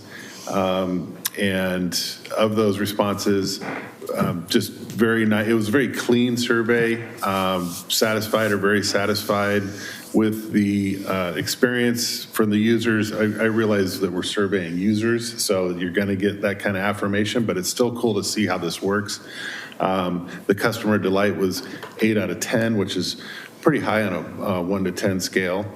85% of the respondents selected facility improvements and schedule availability as their top priority because they're just booked. There's a waiting list essentially for all the swim lessons and all that good stuff. So the reason I'm sharing this is because Jamie and I are talking about doing something with you, and I've been talking with the mayor as well with our residents. And there's a couple open-ended questions where you get a lot of good feedback, but this just walks through, and you can see the different way they lay out the graphs, how many times people use the pool typically, their overall satisfaction, very dissatisfied. There's like 5 or 6 of those, and they typically because they had one bad experience, I guess, at the pool, but others are had really good feedback. It breaks it out on a scale, very satisfied down to very dissatisfied. And you can see not only the percentage, but the numbers of the respondents, which is a cool way to display the data. A lot of folks said they thought the key themes were that they keep it really clean. The staff is very nice and helpful. The locker rooms kind of registered as something that could use a little help. Water quality came back as really great, and overall condition of the facility. And when you really broke it down, some of the schedule and access pieces, limited hours, crowded schedules, demand exceeds available capacity. So that, and this is nothing new. This is just a way of seeing truth testing or ground testing the reality of some options you might have ahead of you with the swim center that we would be working on with the school district perhaps.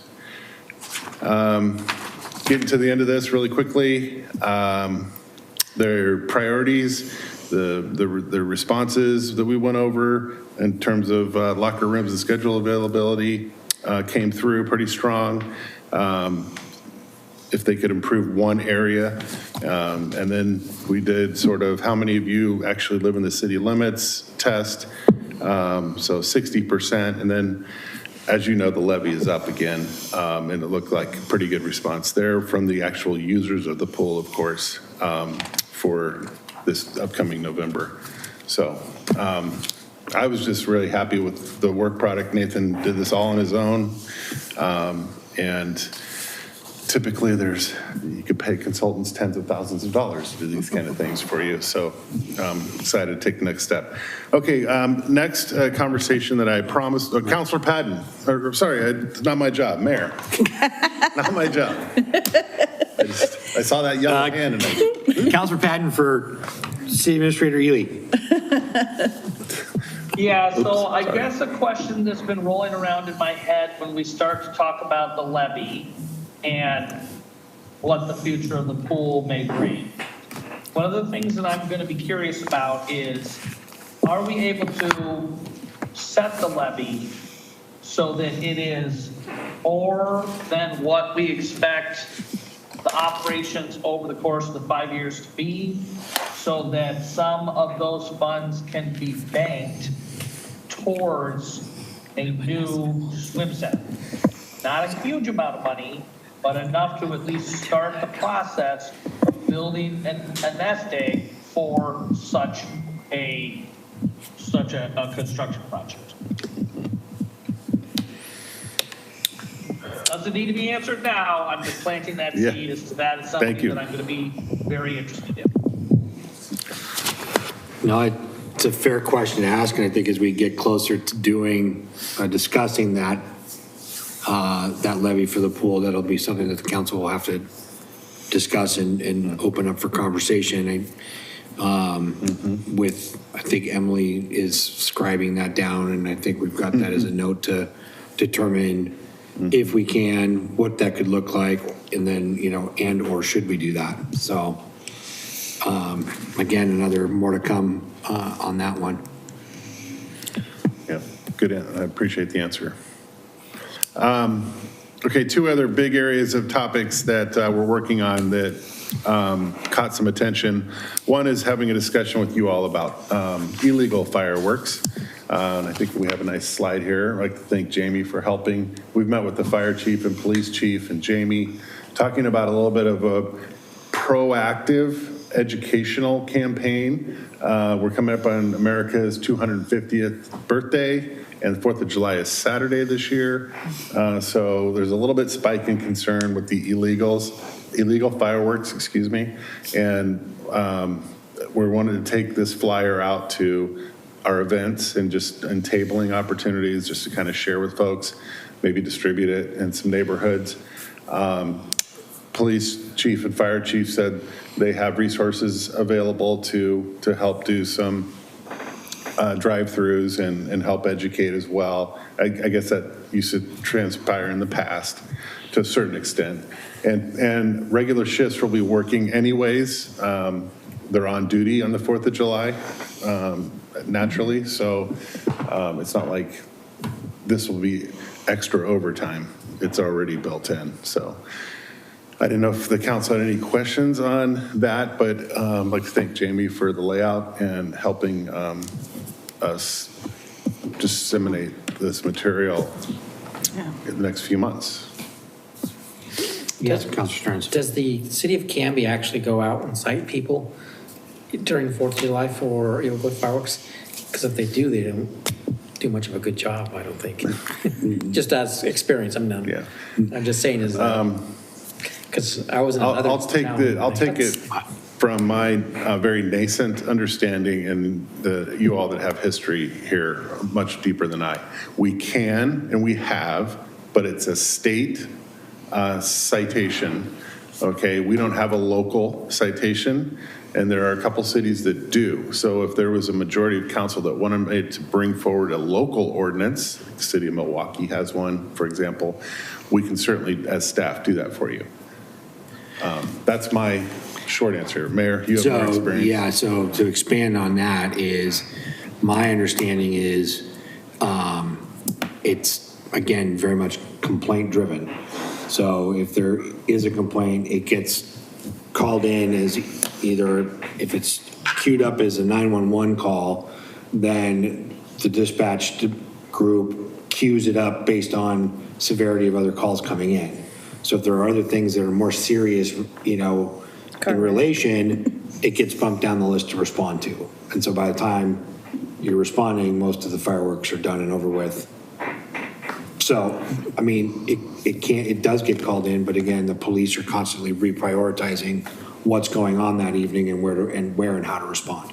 Because I've been in jurisdictions before where you'll have either the fire department or the police kind of doing patrols. but I don't know if that doesn't happen here. The problem, the issue is, per the chief of police, is that we can cite under state law, but it's a crime. It's an actual crime. Oh. So Rather than a ticket. We don't, yeah, rather than You a don't want to send ticket. them to jail for that. Right. Unless we had a local ordinance. If we had a local ordinance, it would just be a ticket. It'd just be a ticket. Right now, it's just an educational moment. You mean a fundraiser? No, I mean a ticket. And you can't, I mean, you can't go after the fact. And to, you know, well, geez, there's a whole bunch in the street. This guy must have been Yeah, it'd blown be off. caught in the act, so to Yeah, speak. right. Councilor Patton? Yeah, so I think it would be good to entertain doing a local thing similar to these other cities. I don't think that it should be criminalized to the state level, but if people are doing dumb things, they should win dumb prizes, and the city of Canby should get the results of those dumb prizes from having citations issued to these knuckleheads. So I'd be interested in that. And just for the record, the Canby Police Department does, to a certain extent, patrol and respond to firework complaints. Complaint driven. To your point, Mayor. I'm just saying. You explained it very well. When I first moved to Oregon 16 years ago for the 4th of July, was with family members out of Hubbard, and we got a visit from their fire department who gave one of them, not me because I wasn't in possession, but the some tickets. So I don't know if Hubbard still does it or. Well, remember last year being a lot of aerial fireworks in neighborhoods around Trost that, you know, were almost rivaling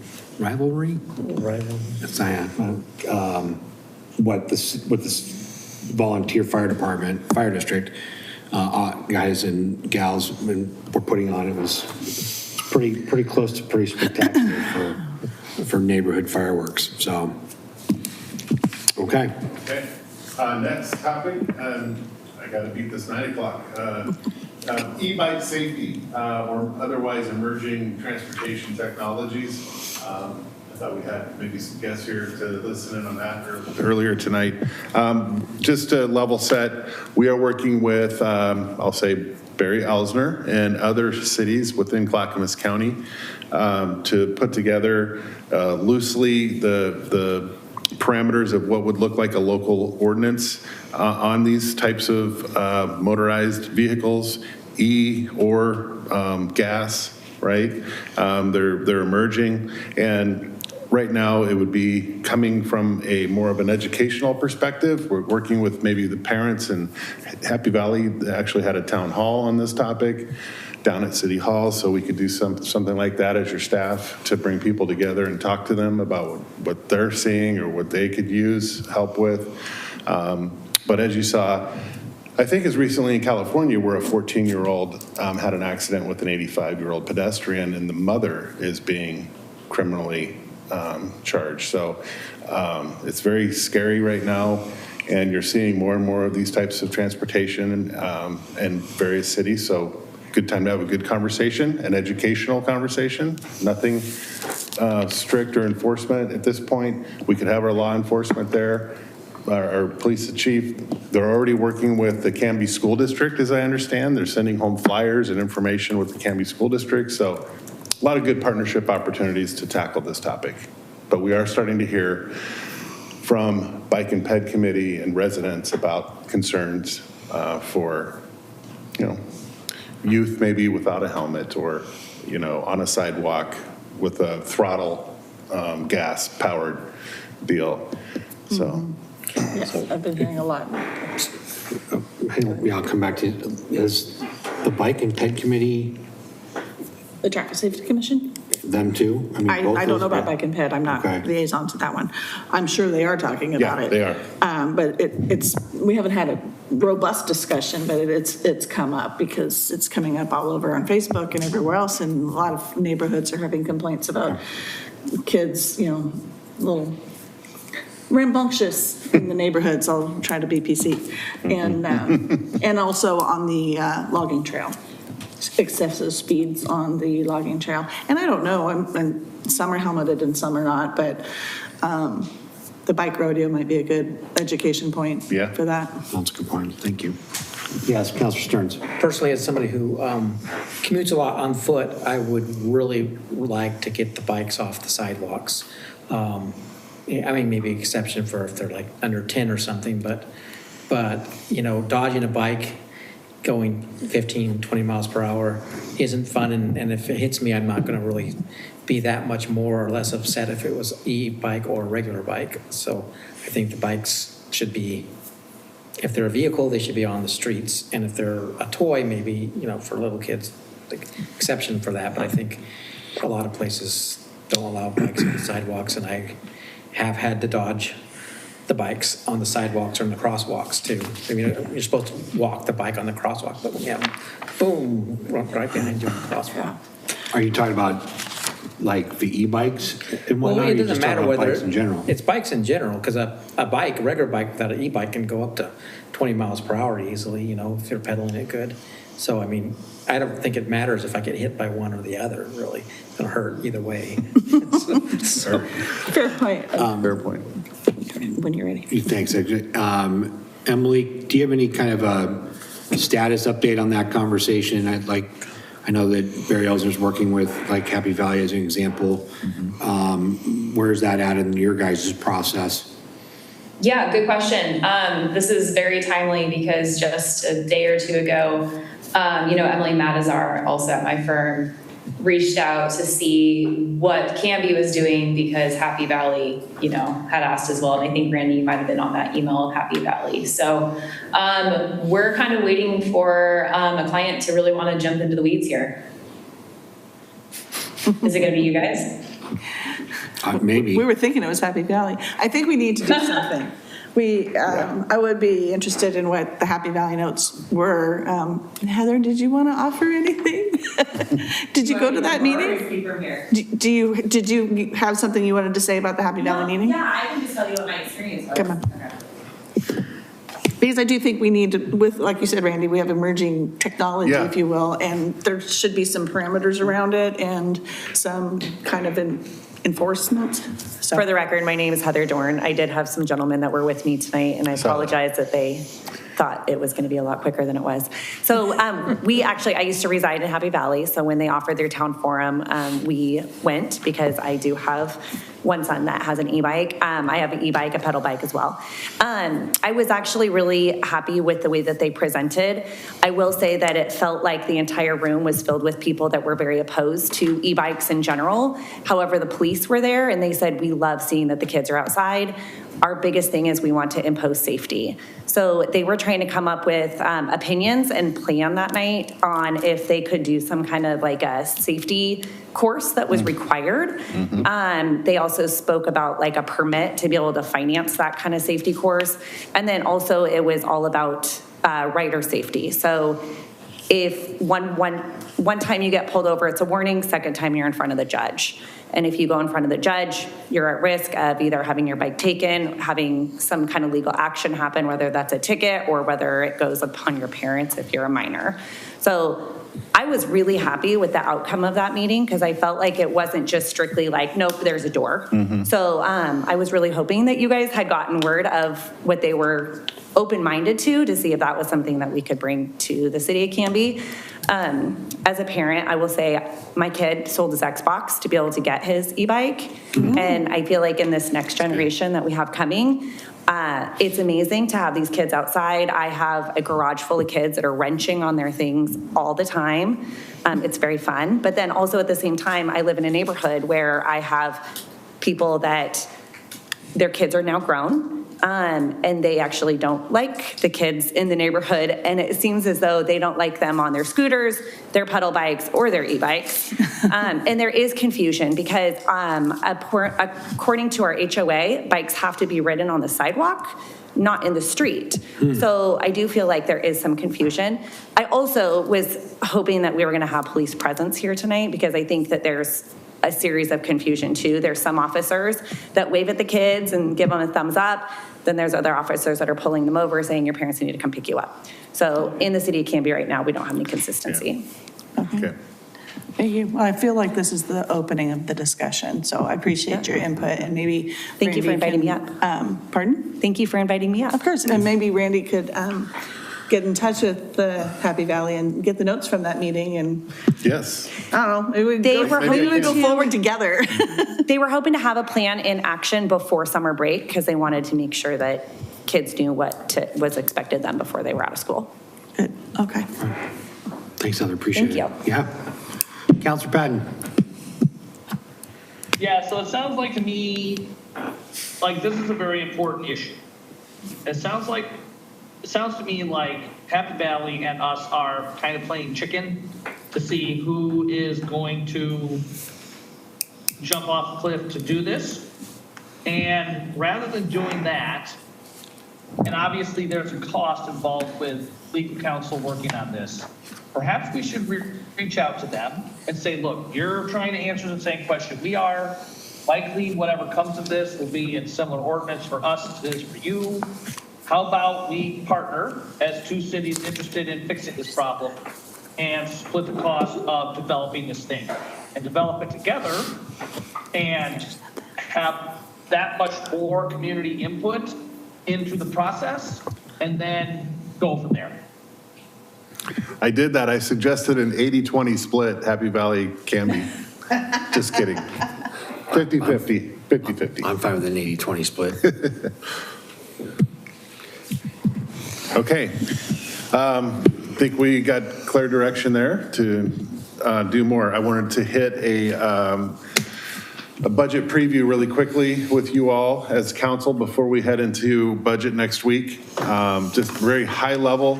We've talked a lot about this upcoming budget, and I wanted to make sure that we are right track, wrong track after this discussion, because we're getting ready to print. Our finance director, I think, is here tonight. Her and her staff have had heads down. They're working really hard to get you a budget book Friday at lunch, and that's nearly a week ahead of time this year. So hopefully you'll appreciate that. We do. We did have a question about e-copies, PDF, or hard copy you get your fingers on. So if you want to opt into, I guess, an electronic version, just let me know, because I'm assuming people like to turn the page and make notes, but we want to make that offer to you. I like paper. I don't want to assume. If you want, I did get 2 requests from the budget committee to just have it on their computer, so we're going to do that too. Just a reminder, we did check with Maya. There is an election of a chair and vice chair process every year for budget committee. There will be an urban renewal portion of the meeting. Will be set up on the floor like you've been in the past, and the directors will be in attendance. The level of their participation could vary. We're still working on that. We're doing a run through next week. Okay. First of all, big picture on the budget that as we are looking at it right now, we wanted to give a nod to your past work. You guys have had to make some tough decisions as a council and a budget committee and as a staff, the department head team on down. So I would just like to say, well done there, and highlight a few key themes that I'm trying to build into the budget message with confidence going forward. I will say I think the city budget is in a good position. I'm choosing that word very carefully. There's work to be done. The 4 themes that I'd like to focus on is the reserve policy that the council has set for the general fund as number 1. That is 20%. And we are going to deliver a budget that ends on June 30th of next year with 20% ending fund balance in the general fund. But I'm also going to highlight the overall health of the total budget and some changes that we're proposing based on best practices measured against our peers in the region. So you'll get to see how you stack up next to some other cities, what their policies are in terms of officers per 1,000 or amount they contribute to the library or the property tax rate can be compared to Molalla, which I had no idea. Molalla is the highest property tax in the county is $5.21 per ton. Second is a focus on forecasting. So we're not just, we don't just have our eyes on the year ahead. We got to look a couple years out and forecast what we think major drivers are going to be that are coming at us, known expenses, as we'll call it. Third, talk about right sizing, if you will. It's a term I've heard many of you use, right sizing, based on service level community conversations. And then lastly, my recommendations for actions you can take now to hopefully avoid turbulence down the road before inflation and big projects catch up with you. Okay, so number one, just high level, the proposed budget is going to look like approximately a $20 million general fund. And again, most of everything I'm going to cover here tonight. So this is not newsflash. I'm just trying to highlight what the disposition is going to be when we get together on May 14th and make sure these are the things that you want to see us hit on. As you know, 77% of that budget is personnel, includes the police department, our administration, parks, cemetery, HR, finance, et cetera, that all nest under the general fund. And as of today, when we print this budget today, we don't have April, May, or June 3 months worth of expenditures, but we're at a 30% reserve level in the general fund.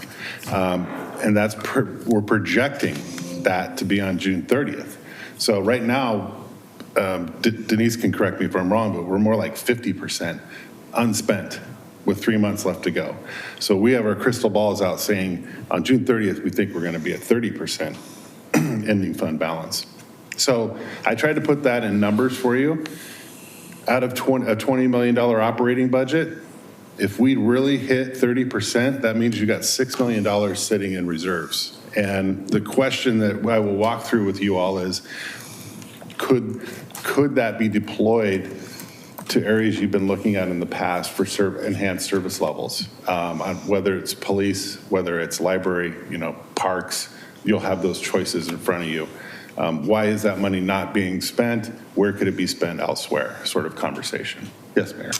Thanks, Rennie. And if I'm looking at that number, how much of that is projects that are in queue that we haven't pulled the trigger on already? The one big one, that's a great question, Mayor. We had anticipated your last budget meeting to send $1 million in general fund to Maple. And so that would be a big piece that's sitting on the sidelines still that we have not transferred out. Okay. But everything else is kind of smaller projects. Smaller, yeah.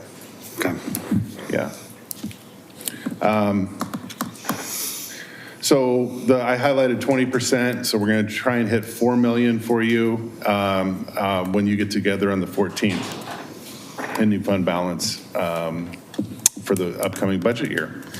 Really quickly, again, that North Star is 20% next week, but one of the changes that I'd like to explore with you is to sort of break up that $4 million that represents 20% on the next page here into a sort of a bucket of earmarks, reserves assigned for different savings accounts for things that you have expressed interest in over the last year that I've been with you.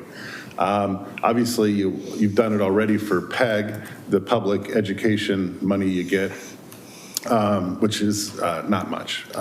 Maple Street turf replacement is you put $35,000 in there last year to help replace the turf. We're proposing to do that again to bring that to $70,000, and then assigned for Canby Parks and Rec. We're parking some general fund money in that account for Parks and Recreation so that you can do maintenance, low-hanging fruit on your parks at a little bit more speed. You're creating a savings account. Fleet replacement will help with replacement of police cars that are in the general fund, which are hard to just kind of pluck.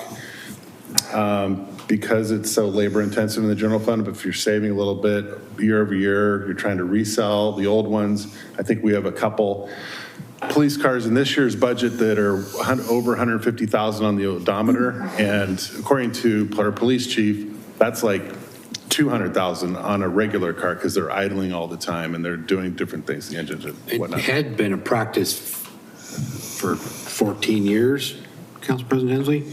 Every year we were replacing, you had 2 cars. Yeah. Just because of the, the wear and tear, because it's double what's on the odometer in terms of exactly life of the car that's been used up. That's what I've heard.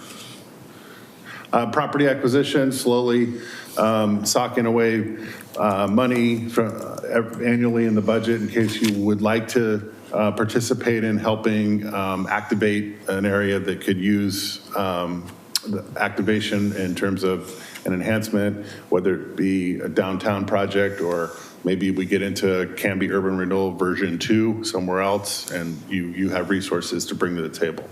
And then your typical review, reserve for future expenses there. So I just point that out because it's a different way of looking at all of your contingency in the general fund, and you will have that to look after next week and give us feedback.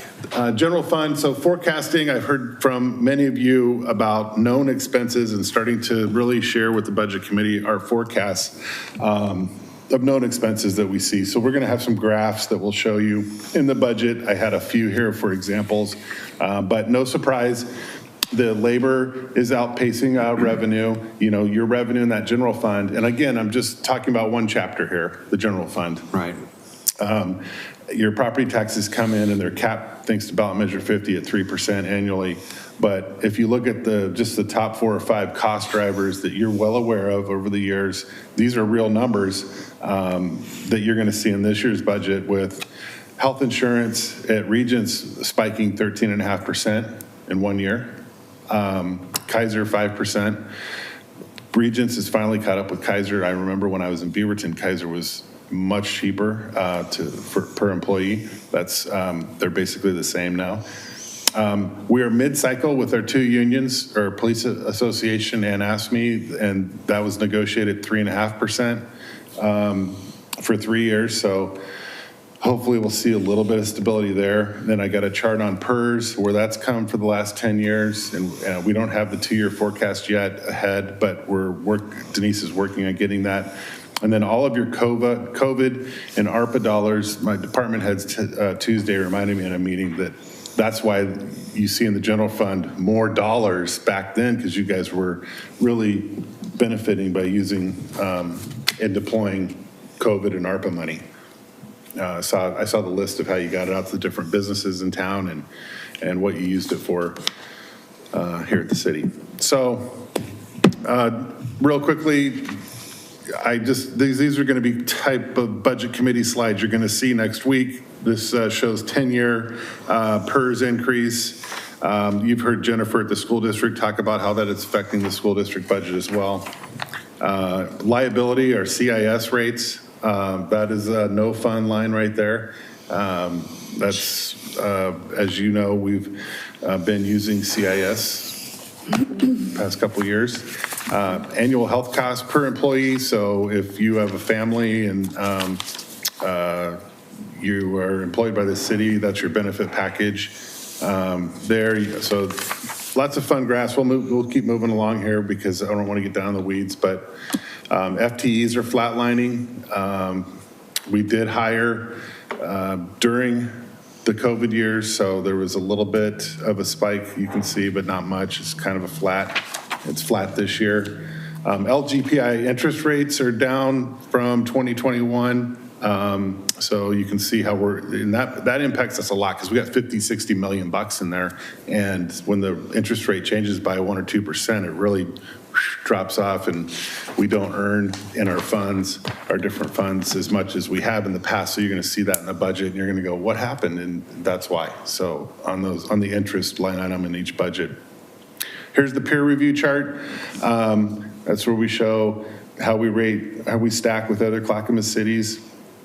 on our property tax, our general fund reserve policies, officer per thousand, really Canby is at 1.5, and I think they're, what are you, first, second, maybe safest city in Oregon? Third, second? Yeah, that's great. Okay, so next, the third theme is, what are we potentially missing out of? I spent a lot of time thinking about this, being interim city administrator. I call it housekeeping, but these are typically things that we'll want to do after the budget ends, and I have time to do a thorough research looking under all the rocks. So we have 7 franchise agreements. These are companies operating on our right-of-way, conducting business in our right-of-way, so we're going to look at all 7 of those franchises, make sure they're current. I got Northwest Natural expiring next month, I've been told. That's a 20-year franchise that's coming due here in June.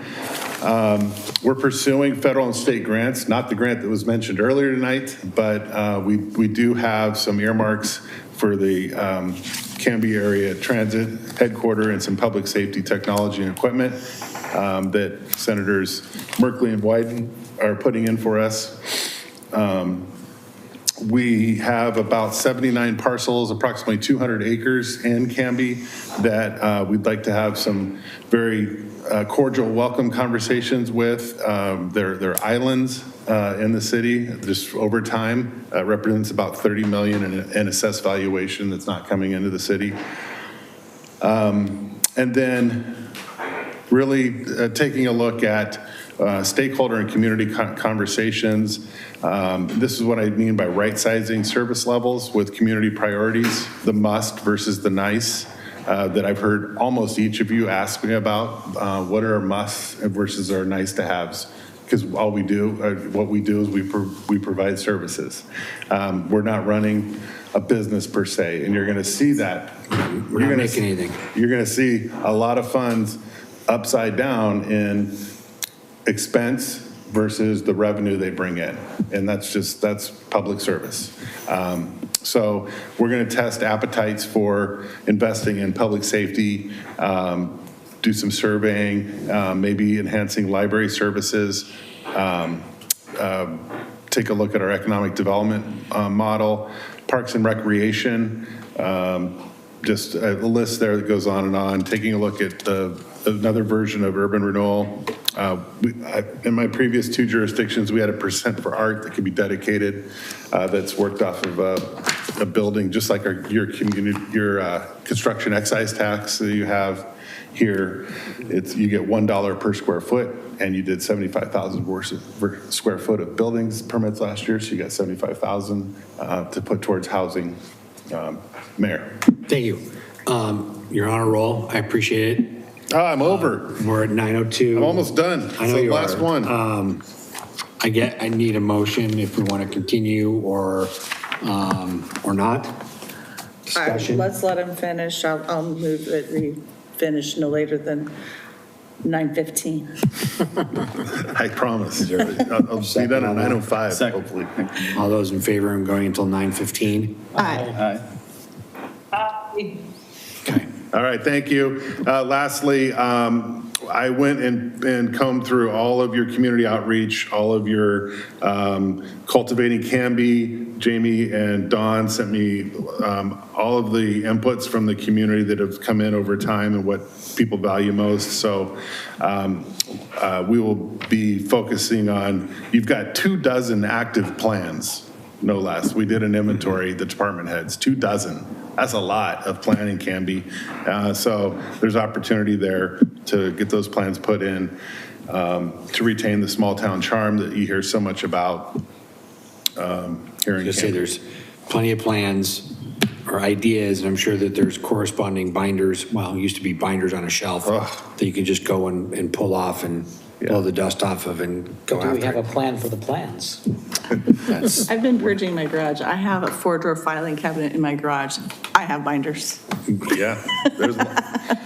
And you're updating those plans. So as you saw tonight, TSP, didn't Don say 2016? Yeah, so that's 10-year plan right there being updated. Good job. I think I have the 2016 binder. All right. So we're ready to go, and our goal is lunchtime, you'll see packets from us. Great. Item D, Parks Maintenance Fee discussion. Met with the Parks and Rec Committee. We have found common ground on the benchmark of getting the 2017 general fund contribution back, and we missed it by 80 grand. So Denise made the transfer through a journal entry last week to true up the 80,000, and I think the Parks and Rec Committee would be happy to hear that you all approved us doing that, supported us in doing that. Great, thanks, Randy. Since we've got time, we'll quickly go through. So Mayor's Business, this week is Municipal Clerks Week. So the 3rd through the 8th. So I want to say thank you to Maya and Teresa, who are the glue that holds this council together. They schedule our lives. They keep us on track. So thank you for all that you do for us and for your peers in City Hall. So you do a great job, and we appreciate you and Teresa very much. So thank you. Housing. Really interesting conversation this week about housing. And it comes at a good time when we're talking about our comp plan and urban growth boundary. So just a example in the city of Canby, north side of town, there's a house listed, it's brand new. Its listing price is $850,000 is its listing price. I don't know how big the lot is, but it's square footage wise is smaller than my house. And when we talk about where are we going as a city, I went to a number of the school board, heard the school's presentation a couple of times about, this levy that's coming up. And a question that's come up is, how are families even moving into town to have, they're not moving in. They're moving in with the equivalent of 1 or 0 children moving into our community. And so, what young families are able to do an $850,000 home. So as we are looking as council and as a city, and as we're planning, how do we figure out, because that is always, it's been the question for the 14 years that I've sat in this chair of how do we get to an affordable home?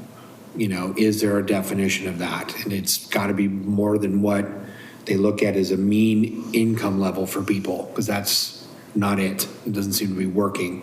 But if the demand is there, builders are going to build $850,000 homes. That's, I think the crux of it as well. So I know as we move into our comp plan and we look at what's going to be coming on board in terms of growth, where we want to put houses, what type of housing do we want to do? We saw it with on the north side of town on, Redwood and whatnot with, 5,000, 6,000 square foot lots, and the homes are built. They're built to the max setbacks. And they were then starting, what were those Icon homes starting at? Like 550, 600,000? I think they were in the low 600s, but now Yeah. we've got going down at Holly, it's in the mid. I bought an Icon home for $669,000. So, just good for you. It's fantastic. It's public record. You can look at it and you'll find out what it's purchased for. But again, looking at that, what is that? Is there a way to bring that down? And I don't know. If there's a city that's figured it out, I would love to meet with them and get that hammered out. But it was just something that I brought up and wanted to share with this group. I don't have anything for Clackamas County Coordinating Committee. That's tomorrow night. Regional 1 Area Commission on Transportation had an additional meeting on Monday night to talk about, again, ODOT projects, transportation. Again, it turned into an even bigger quagmire than what it was. So I won't bore you with the gory details of that. Vote. Ballots are out. Get them filled out. Whatever your opinion is, make it be known. Get out there and vote, please. Get the ballots dropped off. Did I say vote? I think I said vote a couple of times. Please vote. Again, we're celebrating 250 years of our country this 4th of July, and this is kind of a paramount piece to our country and defines us as a represented republic that we are. And so vote. And I am done. Councilor Waterman, anything? From the library, they have their Career Center articles out in Canby Advantage magazine. They're winding down 2 grants for accessibility, and for the Career Center, accessibility, they have a new accessibility computer, large print signage going through the library. And they're going to be switching over to a new meeting room system. Online system to make things easier. It's been pretty cumbersome for what they've been using. And then there's going to be they're in a recruitment for a summer teen intern. And so you can find that information in the Canby or the governmentjobs.com for Canby. You can find that as well if you're looking for a summer teen intern job. And April 19th through the 25th, that was a while ago, but looks like that was just the National Library Week. We already talked about that. Okay. That's all I got. All right, 5 minutes left to go. Councilor Stearns. Not much to say. Perfect. I'm just kidding. Go ahead. I'm just saying, when we talk about making houses more affordable in Canby, I just think that we should realize that almost everything we do as a council seems to be to adding to the cost of making houses. And so you might want to try to figure out how adding to the costs makes for lower cost houses. And but I think we need to just realize that. I just think it's a lot of irony there. I actually had to rent for 12 years in Canby before I could afford a house here in Canby. So lots of reasons for that. But I just want to just point out that it's just strange that we talk about low cost housing by increasing the cost of the housing. Okay, no, valid, very valid point. Councilor Patton. I got nothing. Got nothing. Have a good night. Thank you, sir. Council President Hensley. Just real quick, I did go to the Chamber of Commerce luncheon yesterday where Chief Dale was giving a presentation, and they had a trifold of their, basically the state of the fire department. But they also gave us a little discussion about what happened at Kitty Hawk.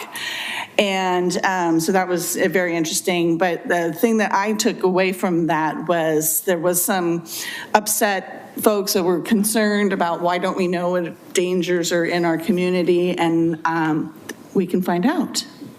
And it's on the Canby Fire District's website under Public Resources. There is the Community Right to Know from the Oregon Fire Marshals. So you can click on there and you can find out what kind of dangers are amongst the community. So I just wanted to point that out. It actually wasn't on the website until yesterday when I asked Chief Dale if that information he was telling us about was available easily for our community, and he said he'd make it happen, and he did. So there's that. I wanted to give a quick shout out to Chris Ann, because when I was at the chamber luncheon, I mentioned to Chief Tro as a big graffiti bump lately. And I mentioned that. She called me this morning and I told her all the places that I saw. And one of them was Union Pacific. And I tell you what, 2 hours after I talked to her, the Union Pacific was painting their control box and covering up the graffiti. So bravo. And QPR, Scott Taylor told us about that on the 19th. Please come and visit and learn about that. And that's all I have. Great, thank you. Second opportunity for citizen input. Anyone want to opine? No? Great, action review. Maya. You've approved the consent agenda, adopted ordinance number 1669, approved ordinance number 1671 and 1672 to second readings on May 20th, 2026. Fantastic. I'll take a motion to adjourn. So moved. Second? All those in favor? Aye. We are adjourned, Canby, with a minute to spare on the 9:14. extension. Thank you, everyone. Have a great evening. Bye, Emily. Thanks. Bye, Jason.